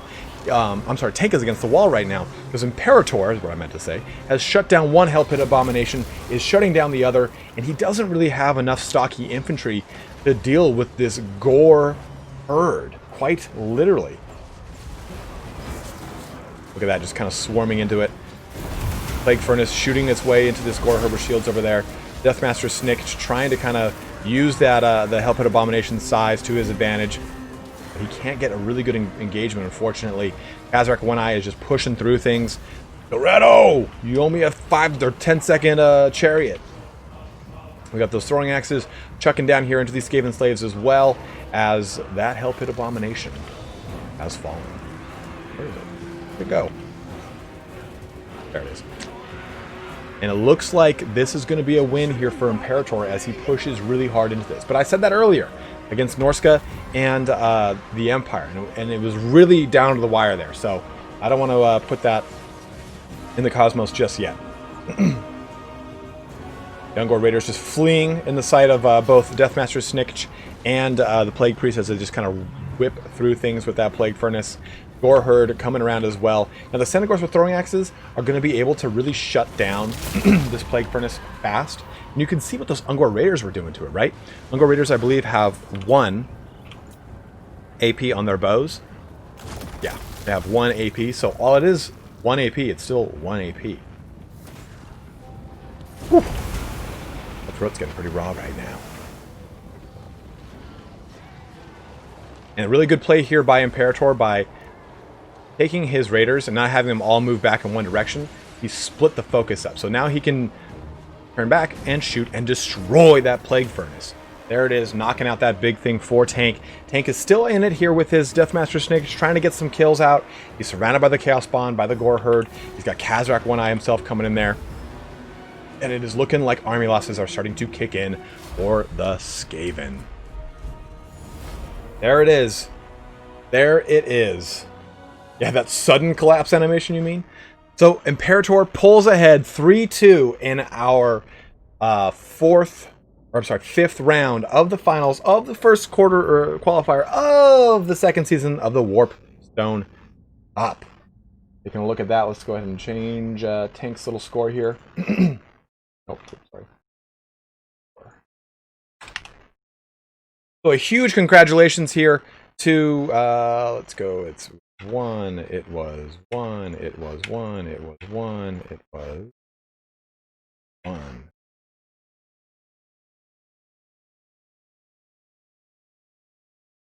That all goes through. Absolutely wicked. So guys, a huge shout out to Wicked and Aerocrastic for being like the judges throughout the entire preliminaries and quarterfinals here. Amazing, amazing, amazing job to those guys. But let's take a look real quick here at our post-battle report before closing our stream down for the day. So Imperator had a really strong army here, right? He went really hard with the Gore Herd, which is a step above the Ungor, of course. Nice, good Vanguard force.